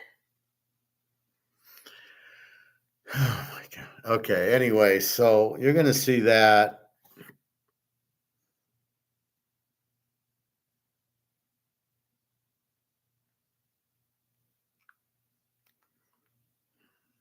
They've taken over my phone. Okay, sorry about that. So once you see that, you know the currency's dead. It's not good to have a $10,000 yen. So Japan's gone. You'll probably see it in China, and I know we saw it in Greece, and I think we saw it in Germany, and I don't think we saw it in Rome because they took the gold and silver out of it. It's funny. That's what the basement is taking the gold and silver out of the coins, and yet all these idiots go, oh, they're debasing the currency. No, you can't debase paper. You can't take gold and silver out of the paper. You're inflating the currency, but it's like they don't want to say inflation. Either they can or they don't know what it is. But if you print too much, this is what you end up with. We need larger bills. So say goodbye to Japan. But these are the Zimbabwe one is what it is. It'll just be a note, and instead of maybe a silver line, maybe it has a gold line to signify its gold-backed currency. Look, as you can sell $40,000 cars at 1.9% financing and $500,000 houses at 3%. Now those don't exist. Fractured reserve banking is screwed. Crash coming. Well, you'll buy it with gold and silver, and the prices will reflect the golds. So your $40,000 car will simply be a half ounce of gold, and your $500,000 house at 3%. You won't have a payment. You won't have a mortgage. It'll be repriced at maybe 100,000, and gold will be 25,000 an ounce, and maybe you need 4 ounces of gold to buy the house. You don't need financing. You don't need 3%, and with gold, there's like interest rates are like 1%. You don't need interest rates because you can't fuck the gold up. So you have interest rates because of the inflation, because you keep printing the dollar. But in a gold-backed currency, there is there's no interest rates. There's no inflation, and there's no interest rates. You only have inflation if you print more dollars than you have gold, which is what we did in 1971, which is why Nixon took us off to pay for the Vietnam War. See, it just didn't have enough money. Now, why didn't he raise the value of the gold? I don't know. Gold should have been $200 an ounce, and he'd have been fine. But I don't know what he's doing. I guess he didn't either. I guess they'll hyperinflate the U.S. Well, it's not even hyperinflation. You don't have to have hyperinflation for the value to go to zero. It's just inflation. We won't be exchanging physical. They'll have a silver-backed note. Well, you'll be exchanging it for the notes, let's say. So in Zimbabwe, for example, if you had 50,000 of the crap Zimbabwe notes, when a goldback came out in the bank, you just said, "Here's my 50,000," and they gave him 50,000 in gold. So they were nice that it was even money, even though it really wasn't. So we'll go to the bank, and so we'll have gold, and then it's a matter of, do you want to, here's 2 ounces, give me gold-backed currency. I mean, that's all you'll do. You don't want anything else in dollars. You certainly don't want these dollars. So that's what should happen. Just like Zimbabwe, you just took your crap money and you got gold back money. And then you're dancing all around going, oh my God, I got something that's worth something here. The hyperinflation is when it keeps printing, and they keep printing, and the more they print, the less it's worth. I mean, in Germany in the 20s, they were printing like 1 billion marks a day in the 20s, and they were worthless. The more they printed, then it was like garbage. They were wallpapering their house with them because you printed them to oblivion. Like I said, that's what Hitler was doing with the British. He was printing and counterfeiting the British pound to oblivion, and he was going to dump it in London, and that would have been the end of the British because their money would have been worthless. So if I print the money too much, it goes to zero.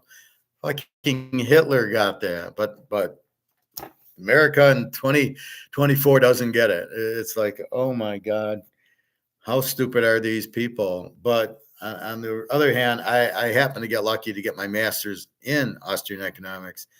If I didn't do that, I wouldn't have known about half this shit either. But fortunately for everybody, we do know that. So that's what's happening. But yeah, we'll be exchanging some for the dollar. Now, what'll happen with our credit cards? Are they going to switch? Probably. Either would they go to zero or would they get switched to a gold-backed currency? So you owe $5,000 on the credit card, turns into $100 in gold is what you'll owe. Something like that. Same thing with your house. It goes from 500,000. You got a mortgage, it goes to zero. Well, it gets adjusted to the gold back amount on your house, and then what's your mortgage? So your $500,000 house goes to $0, goes to $2,000 in gold, and then you get a half an ounce, you'll buy your house, or an ounce or something like that. But everything has to transfix to gold.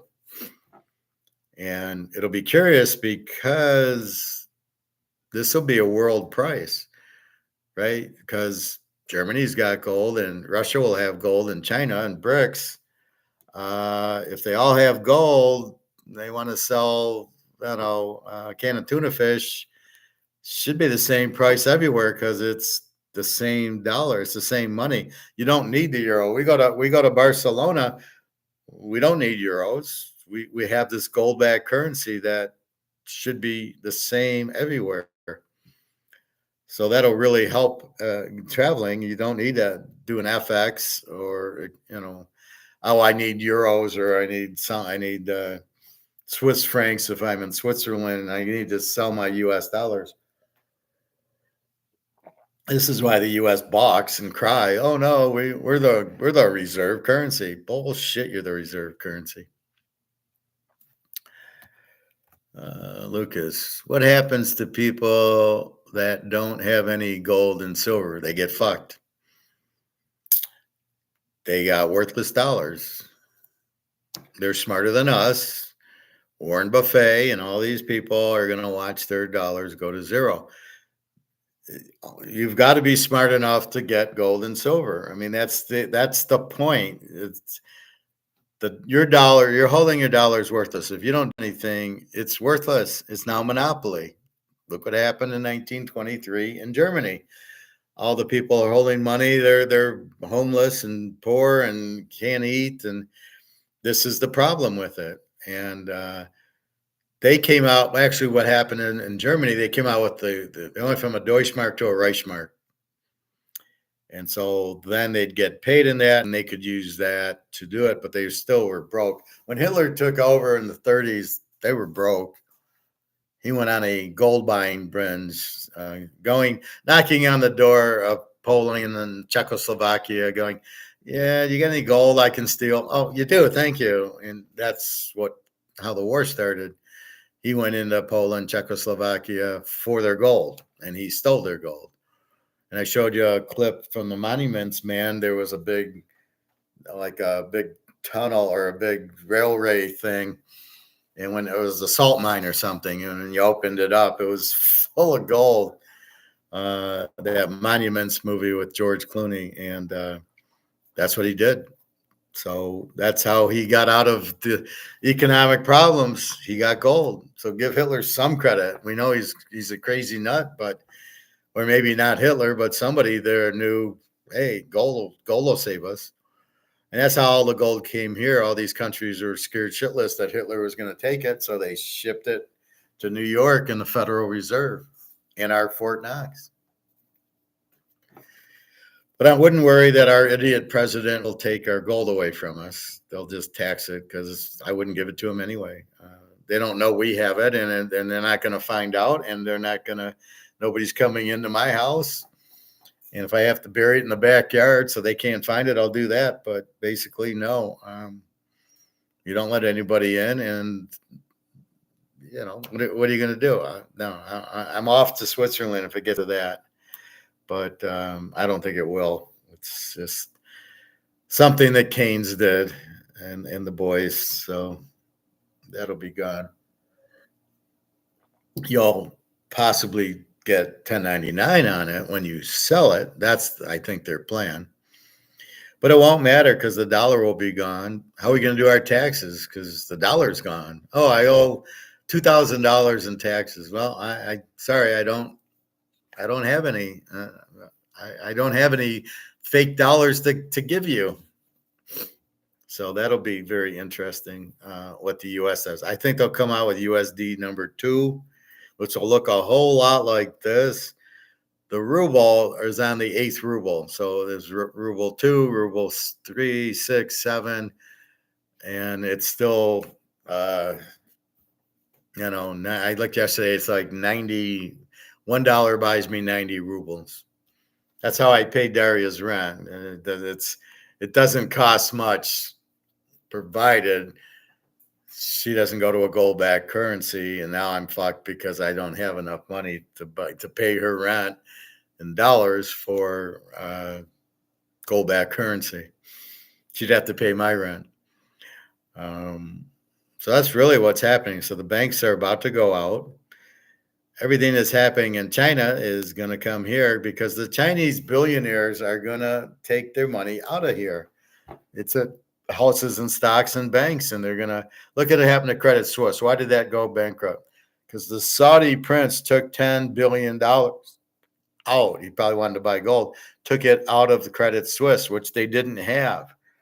So they went. That was the bank problem was, well, we got to get the 10 billion to give them, and then there goes all our money. So by him taking the money, it bankrupted them because it was all loaned out. And they couldn't get the money back.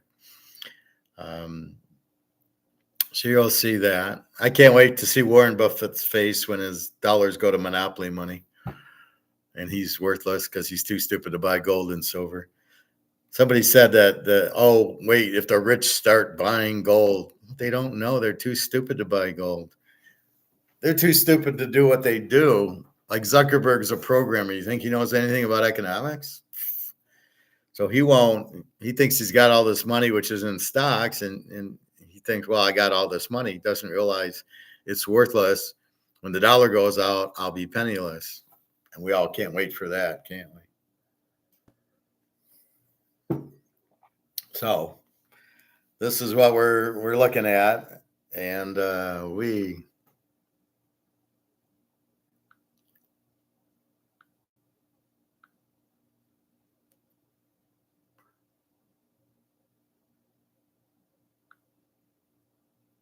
I like this better. This is the actual gold-backed Zimbabwe Ziggy. So that's what we're going to be. That's what we're going to be seeing. 24.65. See, it's not dropping. So again, the futures are 25. This is the spot, and the 25.12 is the futures. So here's the future, 25.07. So the difference is this is what gold's going to be. But if you trade it, you're trading it at 24. So if I went to the gold store now, it's 24.65 is spot. So if I wanted to give him an ounce, that's what he'd get me. If I wanted to buy an ounce, he'd add 110 to it or something like that. So I've been telling him, thanks for selling me physical gold at paper gold prices. And he has no idea. I got to sell to pay rent. I'm like, if I were you, half the shit I took in, I'd put in the safe and wait about 6 months, and I won't have to pay rent. I'll have much more money than I need to pay rent with. So that's what he's doing.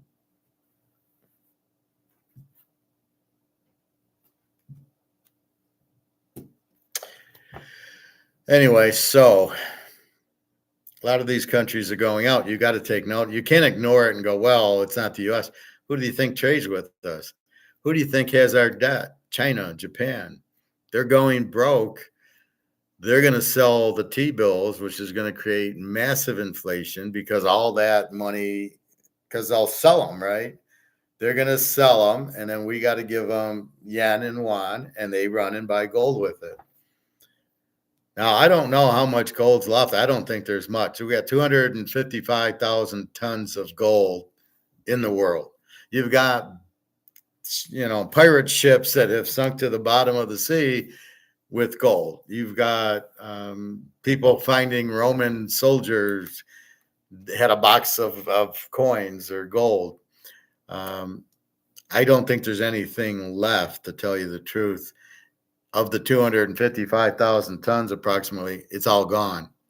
So it's not like there's a little store with a mine like Harry Potter full of gold coins. No, it's the gold I buy from my coin store is that when somebody comes in and sells it is what he's selling me.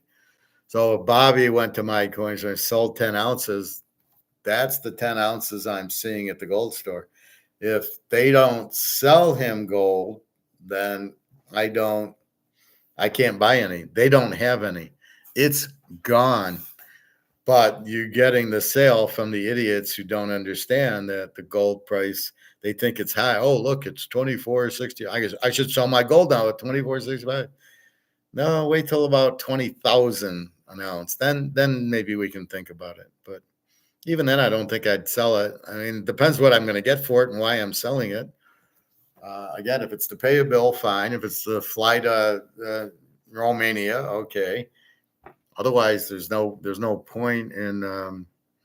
You don't sell it to sell. You own a Picasso. You don't just sell it to sell it for the money unless you need the money. So it's going to be Rolexes. I don't know if there's an Omega thing like Rolex, but let's just say Rolex. Anything that's very limited with a huge demand, Mickey Mantle, Rolexes, Tom Brady, will have a huge price if it's at market. If it's price fixed by JP Morgan, the price will go to the moon, but right now it's a low price. So we have something very limited that is hugely in demand, which should have a high price, but it's price fixed, so it's not. But it's extremely limited, probably gone, and there's huge demand, only growing. And as this shit hits the fan and everybody realizes the Titanic sinking, forget about it. You'll have all these people. See, the central banks are buying it, but all the people, oh, you're in Spain. Oh, shit. Oh, I didn't know our whatever the euro is going. What do we do? Oh, we got to go buy gold. Oh, okay. And then it gets bid up because then everybody wants it, right? So the more that want it, bid it up because they have to have it. So they'll want an ounce and it'll cost them $10,000. And then they'll say, you know what, maybe I'll buy a quarter ounce and some silver. The silver will be at $30. Well, the silver will go to at least $1,000 an ounce because it's supposed to be 10 to 1 to gold. So when gold hits 10 grand, silver should be a grand. But our friends at JP Morgan are keeping the price down illegally and at the market rate, not at the free market. So it's being done by the banks government / same thing. They want to keep the price down, so it's not a real price. It's a paper price. That's why we talk. Physical is free market. That's Rolex. That's Mantle is physical, and that's where the gold's very close to getting there.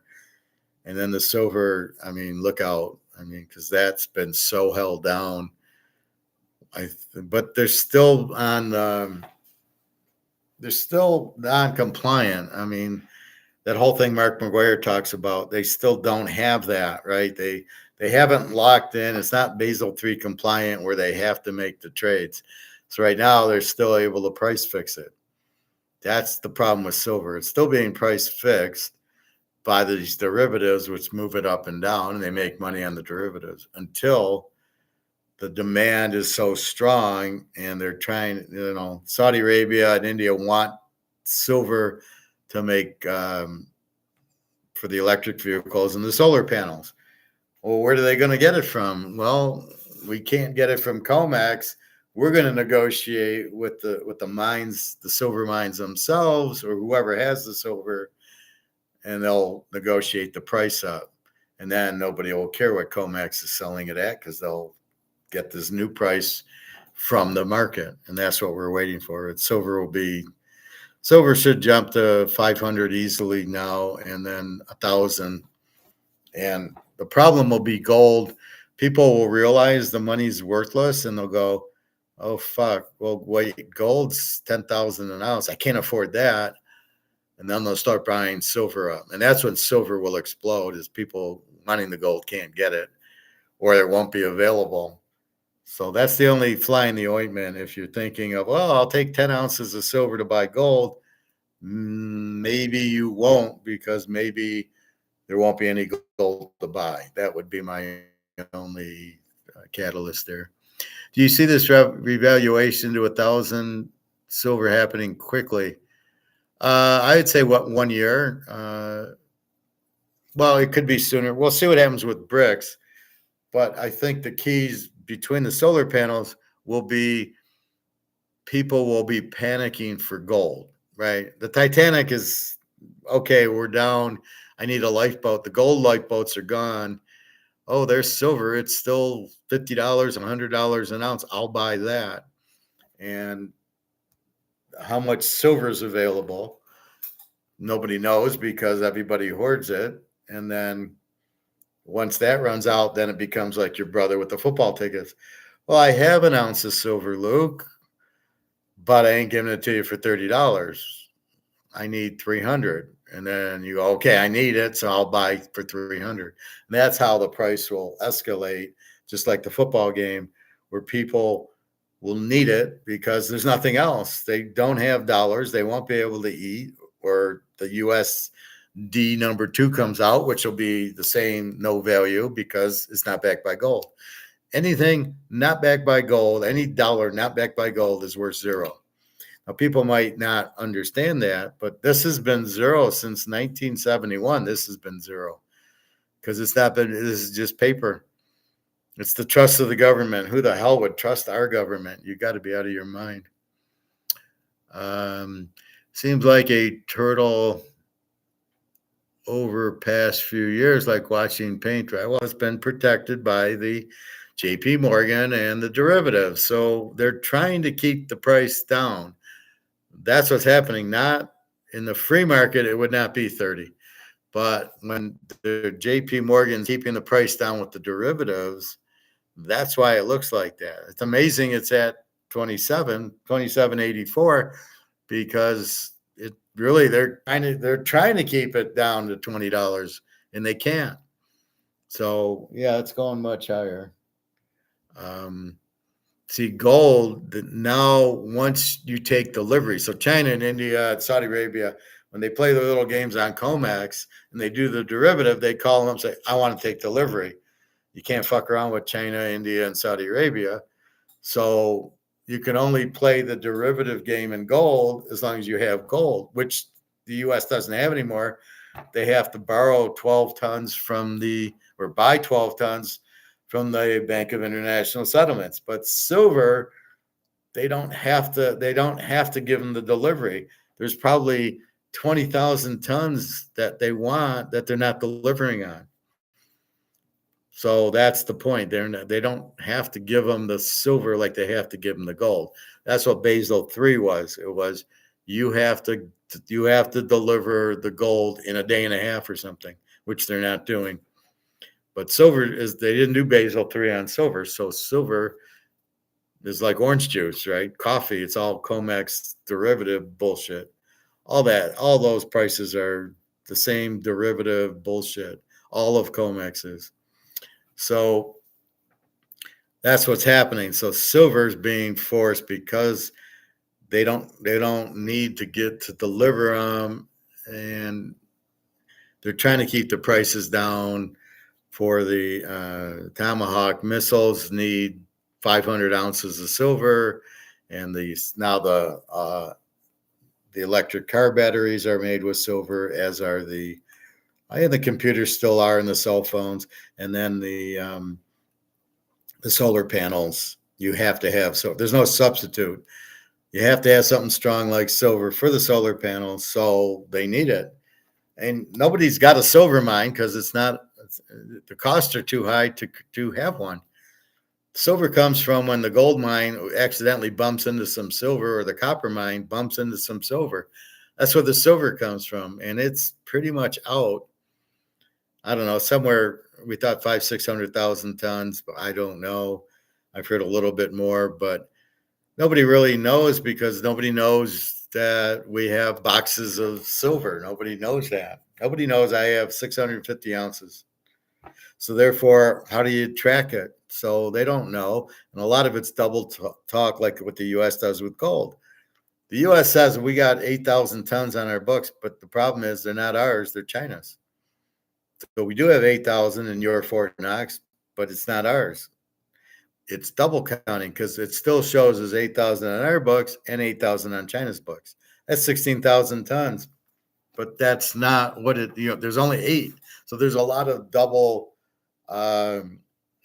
counting being done on gold. So really nobody knows. There's no inventory of how much there is and how much everybody has and what's left and everything else. Because it's not really traded. I don't trade my gold. You don't trade your gold. People at the guy's store sell him some gold and he buys it and then I buy it. Well, there's no real transaction record. Yeah, Fred came in, sold 10 ounces, and then Howard came in and bought the 10 ounces. There's no trail there. So you have no idea. But let's just say silver will be the out for a lot of people. And I tell them, at least, buy your silver. It's $30. Go buy fucking $500 worth. Come on. I mean, even 50 ounces of silver can save your life. It'll get you food, but you can't rely on USD number 2 to save you, or euro number, whatever this euro is. Was this 1 or 2 or whatever this is? You can't count on it because it's printed and it doesn't have a value. It amazes me is when Britain's broke, yet the conversion, the FX on the US to the British is 79 cents. So $1 gets 79 cents of British pound. Wait, we should be stronger than them. Same thing with the euro. It's like 91 cents. So when we're in Barcelona, my $100 buys me 91 euros. It should buy me more. I remember the Swiss franc was even par a couple of years ago, and now that's down to 89 cents. So our dollar's down, but I don't get how their dollars have any value at all.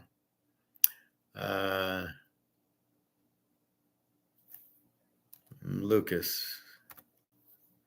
does the dollar crash coincide with the stock market crash and the gold run? Yeah, I think it does. As people realize the inflation's here, which means the dollar is crashing, they start pulling their money out of the stock market. So let's say you're the Chinese, right? And you just got fucked and you can't get your money out of the bank, but you bought US stocks. I need money, so I sell my stocks, which is the stock market crash. And because the dollar's going out, I go and buy gold. Now, the gold run's been mostly these central banks, but people like us, I'm sure there's a bunch of people like us who nobody knows we have it. Nobody knows we bought it. That's why I get after like Mark McGuire and Egon and Alligator, because they'll sit there and go, yeah, nobody's buying it. And I'm like, what the fuck you talking about? Or, wait till the people buy it. Well, mine's hidden. You don't know I have any gold. Doesn't show up anywhere. How many people like us are there? And so they don't realize we've been buying gold hand over fist as much as we can. So yes, you get out of the dollar to buy gold. You if you're in China, you sell your stocks to get money, and then you buy gold with it. The dollar crash causes everything. Well, the dollar's worthless, right? So you're selling your stocks to get into gold, and we're selling our dollars to get into gold. So when we go to the gold store and I give him $10,000, I'm selling it to him, and he's giving me gold for it. And I'm just hysterical. So we're looking at some big gains when gold hits 3,000. That'll be a $500 move. Well, if you own 100 ounces of gold and you get a $500 move, that's $50,000 you just made. Your risk is zero because gold's going up. You're not going to sell it because but this is the one place. Bitcoin, you're selling it to take profit, to buy gold. But in gold, you're not selling it. You're not taking profit because it hasn't gone anywhere yet. It's just beginning to hit 20, 30,000. So you're not even, why would you sell it there? And what are you going to get for it? See, that's the problem. If I do sell the Bitcoin, I can buy gold. If I sell my gold, I got to get this. No thanks. I'll stay in gold. So there's no profit taking to take. Nobody's stupid to get out of gold, or you're going to get back into dollars. Now, maybe if you're going to buy a mantle card, or in your case, you want to buy a house, maybe you have to do it. But I would say just buy the house with the gold and quit fucking around and pay it all, and you won't have a mortgage. And that's coming. The houses are going to crash. You're going to buy a nice $500,000 house for $100,000, which will be 3 ounces of gold. So just wait for it. Be patient. Just be glad you have gold and silver, and not like 95% of the population who's going to be like, oh, my money's worthless. Oh, but what do I do now? Or all these little millennials.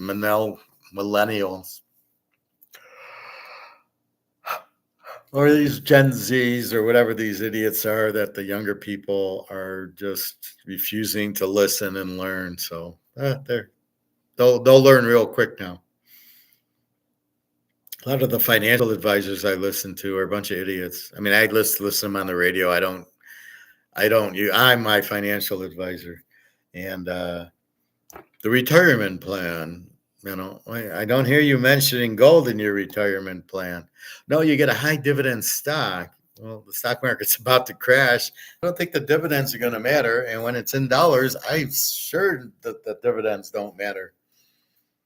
Why aren't you telling your clients to get into gold, you motherfuckers? Because you're asking that question, look, well, those are the guys, the financial advisors are the ones that should be helping John Q. Public going, yeah, maybe you need to dump $100,000 of your retirement and put it into gold.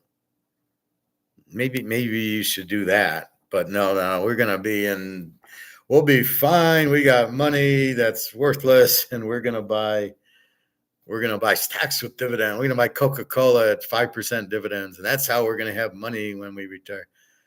Dude, the stock's crashing and the dollar's crashing, and this poor people listening to you are going to be fucked over because you don't understand gold. That's the problem.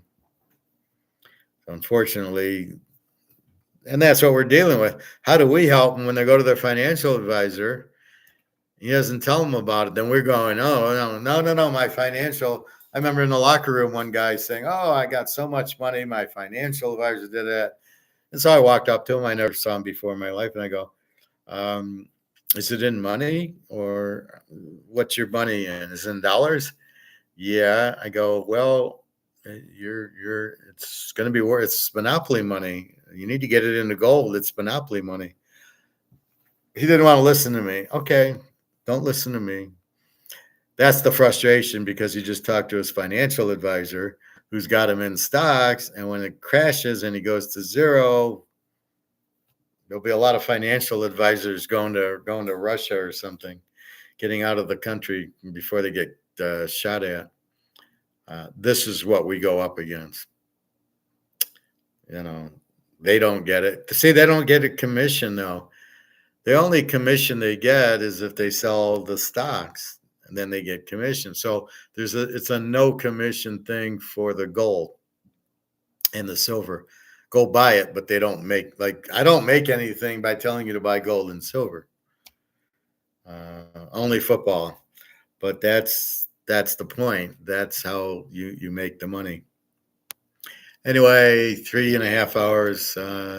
Okay, I'm a little bit tired. Luke, you still there? Anyway, that's what's going on. So you can see China and you can see the UK and Canada, as well as Venezuela and Brazil and Argentina. And there's probably more countries going bankrupt than there are that are not going bankrupt. China, Japan are just totally fucked. Zimbabwe will be okay, and then the South Africans will be. Looks like they're all going to go back.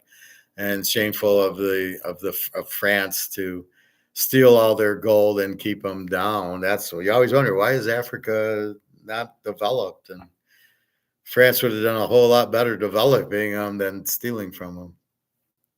You're welcome, Luke. Hoping this starts to transpire soon. It will.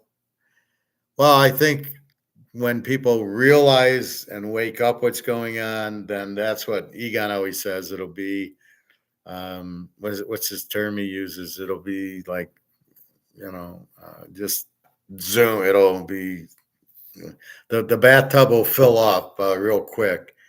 I can't think of his word, but that's what'll happen. So we're just sitting there going, we already bought. And so we're just waiting for it to go up. We're not, we're past the point of figuring out what to do. And then, so we've already figured out what to do and we've already bought really cheap. Now we're at the stage of going, okay, we'll wait for it to go up. And that's where we're at right now, is just waiting for it to go up. But we've already bought. And that's why, like, I'll buy some more silver, 10 ounces here and a 1/4 ounce of gold. It's like, okay, this is just cherry on top. I can buy a little bit more. Market's up like escalator and down like elevator. The stock market or the gold and silver? We're prepping like Joseph, storing up years for the famine. No, we're more like Noah. We're saying, I'm building an ark. Is going to be a flood and it's sunny out. Nobody understands us. We're saying you better come in our ark, and everybody's ignoring us. Oh, I can't. The dollar is the reserve currency, and the petrodollar is still there, even though it's not there anymore. We'll still think it's there, and the dollar's worthless. Nah. So that's who we are. Is Noah. We're like. Well, think about it, right? We're in the ark. We know there's going to be a flood. We know the gold's going to go to the moon, and we know the dollar's going to go out. And all we can do is tell people to get into the ark, and they don't want to. Well, what else do we do? I mean, that's all we can do. And I'm getting to the point where I'm getting tired of telling people to come in our ark. Stay outside and drown. I don't care anymore. You won't listen to me. Then do what you want. And I think because Noah didn't have people going, oh, it's going to be sunny, don't go in the ark. We got people saying, oh, don't worry, just go retire with your stocks. That'll be how, and you'll have some money in the bank. Maybe you'll do real estate trusts. We know they can't go out. Wait for the rain. Well, that's exactly. And the rain's coming in October in Russia, and we're seeing it. We're seeing 42. I mean, when we met at the airport, I'm sure you didn't think you'd see 24.65 gold. I'm sure that was the last thing on your mind. You're laughing. Oh no, it's 2000. You probably didn't think we'd get to. So here we're at 24.65, and we're this much away from 25, which is 3,000. So I do think that moves. I think once we hit over 25, it goes 26, 7, 8 pretty quickly because there's not a lot of derivatives left for them. They're shooting their loads now. They don't have any loads left once we get over 2,500. So there's very little bullets they have left. So when it hits, and they're bulleting in the 24s. So when it hits the 25, what are they going to do? So I think it'll go to 3,000 pretty quickly. And then if you have 100 shares of gold, you just made 500 times 100. You just made $50,000. So that is, see, because we don't really realize we're making money on it, right? We don't know. We're just going, I got my ounces of gold and I'm happy, and you got all your silver. And when silver hits $40 an ounce, it's not going to sink in that you just made a bunch of money. That's the funny part of what we're doing. When I made $100, when gold just jumped from 23 to 24, I just made $10,000, but it doesn't register. It's like, oh, really? Wait, yeah, I did. You don't, because you're not even. These aren't stocks. You're just holding them, but that's contingent on the value. Like the Mantle card and the Rolexes are just what happens in eBay, but this isn't in eBay really. So that's every time we get $100, we're making, you're making 10,000. It's a nice bonus that like I'm not working, but really, I really am working, right? I just made money, but I'm not cashing it in. But if I need it, I got an extra $10,000 that for doing nothing, for being smart enough to buy gold and silver. So you'll see. Don't worry about your silver. That's going to the moon. I mean, that'll be 1,000 easy, and you can't really lose with it. I mean, they're fighting hard to keep it down now, and it's at 27, 28, and it's all bullshit. And the key is, there's demand. People want the gold. People want the silver, the solar panels, and the electric batteries. So all that. Therefore, we're just waiting for the price to go up based on the demand. They're trying to hold it down so they can buy more. See, they want to buy more silver so they could do it. And they can't, if it hits 50 an ounce, they can't really buy it. So they got to keep the price at 27, 28 so they can buy it. That's where being an industrial metal hurts us, because gold's not an industrial metal because it's too expensive. Gold would be the best because it's indestructible. But silver then becomes, they got to keep the price down for that. So once that breaks, and they start saying, I need supply, I need, Saudi Arabia, I need 10 tons of silver, and you're not sending it to me, that's what's going to force the silver price up. So we need it to get out of the derivatives. Like gold's getting out of the derivatives and getting more of a physical price, and we need the same for silver. Now we hope BRICS allows a physical market, not a paper one. I don't think they want a paper one. I think if you have 60,000 tons of gold, I think you want the price to go as high as it can go, knowing the U.S. has none. That's the scary part. The U.S. has no gold. So when the gold shoots up to 10,000 an ounce, they don't have any.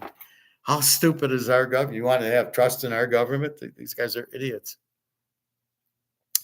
Yeah, we're going to wait for the rain. That's coming. All right, I'll go through baseball one more time. The games are about to start. Washington over 9, Seattle under 7, Cincinnati under 8.5, Philly over 9, Houston over 7.5, the Mets, Kansas City, the Yankees over 9.5, Milwaukee under 9. Arizona over 8, and the 49ers over 8. Every time I give out the Yankees, I think of the scene in The Godfather in the first one where Carlo is the bookie and he's going, "Oh, don't let anybody bet the Yankees today," because it was in the late 30s, 40s, Joe DiMaggio and everything. Anyway, that's about it. We touched on pro football for week 2, but again, it's preseason. The classes are all set. You just got to go to the teaserking.com and go to purchase picks and go down to the pro class in the college for $25, and I'll get your email, or just purchase picks the way you normally do for the last 20 years. And you don't have to come, or I don't know what to do. Then you won't come to class because I won't have your email for class. So then you'll just have to wait for the picks posted, which is what you've been doing every year, except for this year. So anyway, but I won't be giving them out for free like I did last year. That's not going to happen. You're welcome, Luke. Yeah, are you coming here? Am I going to Pittsburgh, or are we getting together? Let me know. Get my email on teaserking.com. If you go to the homepage and scroll down, you'll get my email, and then we can set up. I know you're going to the Pittsburgh game soon. I think you're going on the 18th, or you're taking 18 people. Okay, so send the email. So whenever you're ready, and we don't have, we can do it at 2,500. It doesn't matter. It's the same purpose.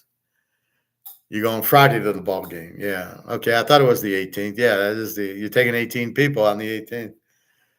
Anyway, no Bobby today. Oh, perfect. Okay. Yeah, he let us down. I bet him the other day. You weren't here. I think it was Saturday or Sunday, and it was like, fuck. So I bet Skanes. And he lost to the Dodgers. It was like, fuck. And I did hit Chris Sale yesterday. He won 1-0, and that's it. I haven't. Some of these Scherzer's out and Verlander's out. I mean, it's tough when the stars are out. Who do you bet on? Half these guys are nothing. So go enjoy Friday. I will talk to you. Anything else? Anybody? Questions, comments? Buy your gold and silver while you still can. That's all I can say. You're not going to be able to find it because it's extremely limited and it's gone. And the only reason that we can buy it, people are selling it in because they don't realize, they think 24.65 is a good price. It'll be add a 0 to that. It'll be a good price, but not. I won't sell an ounce at 24.65. I got at least 10,000, but that's only for some emergency. But otherwise, no, I'm not. So anyway, have a nice day, and www.teaserking.com. All right, we'll see you tomorrow. We'll talk. We'll go. Well, we went through college football lines also, so we'll see what we can come up with. But yeah, we'll talk baseball, football, gold, brics, and all the fun stuff. And Noah. All right, take care, everybody. Have a nice night. Thanks.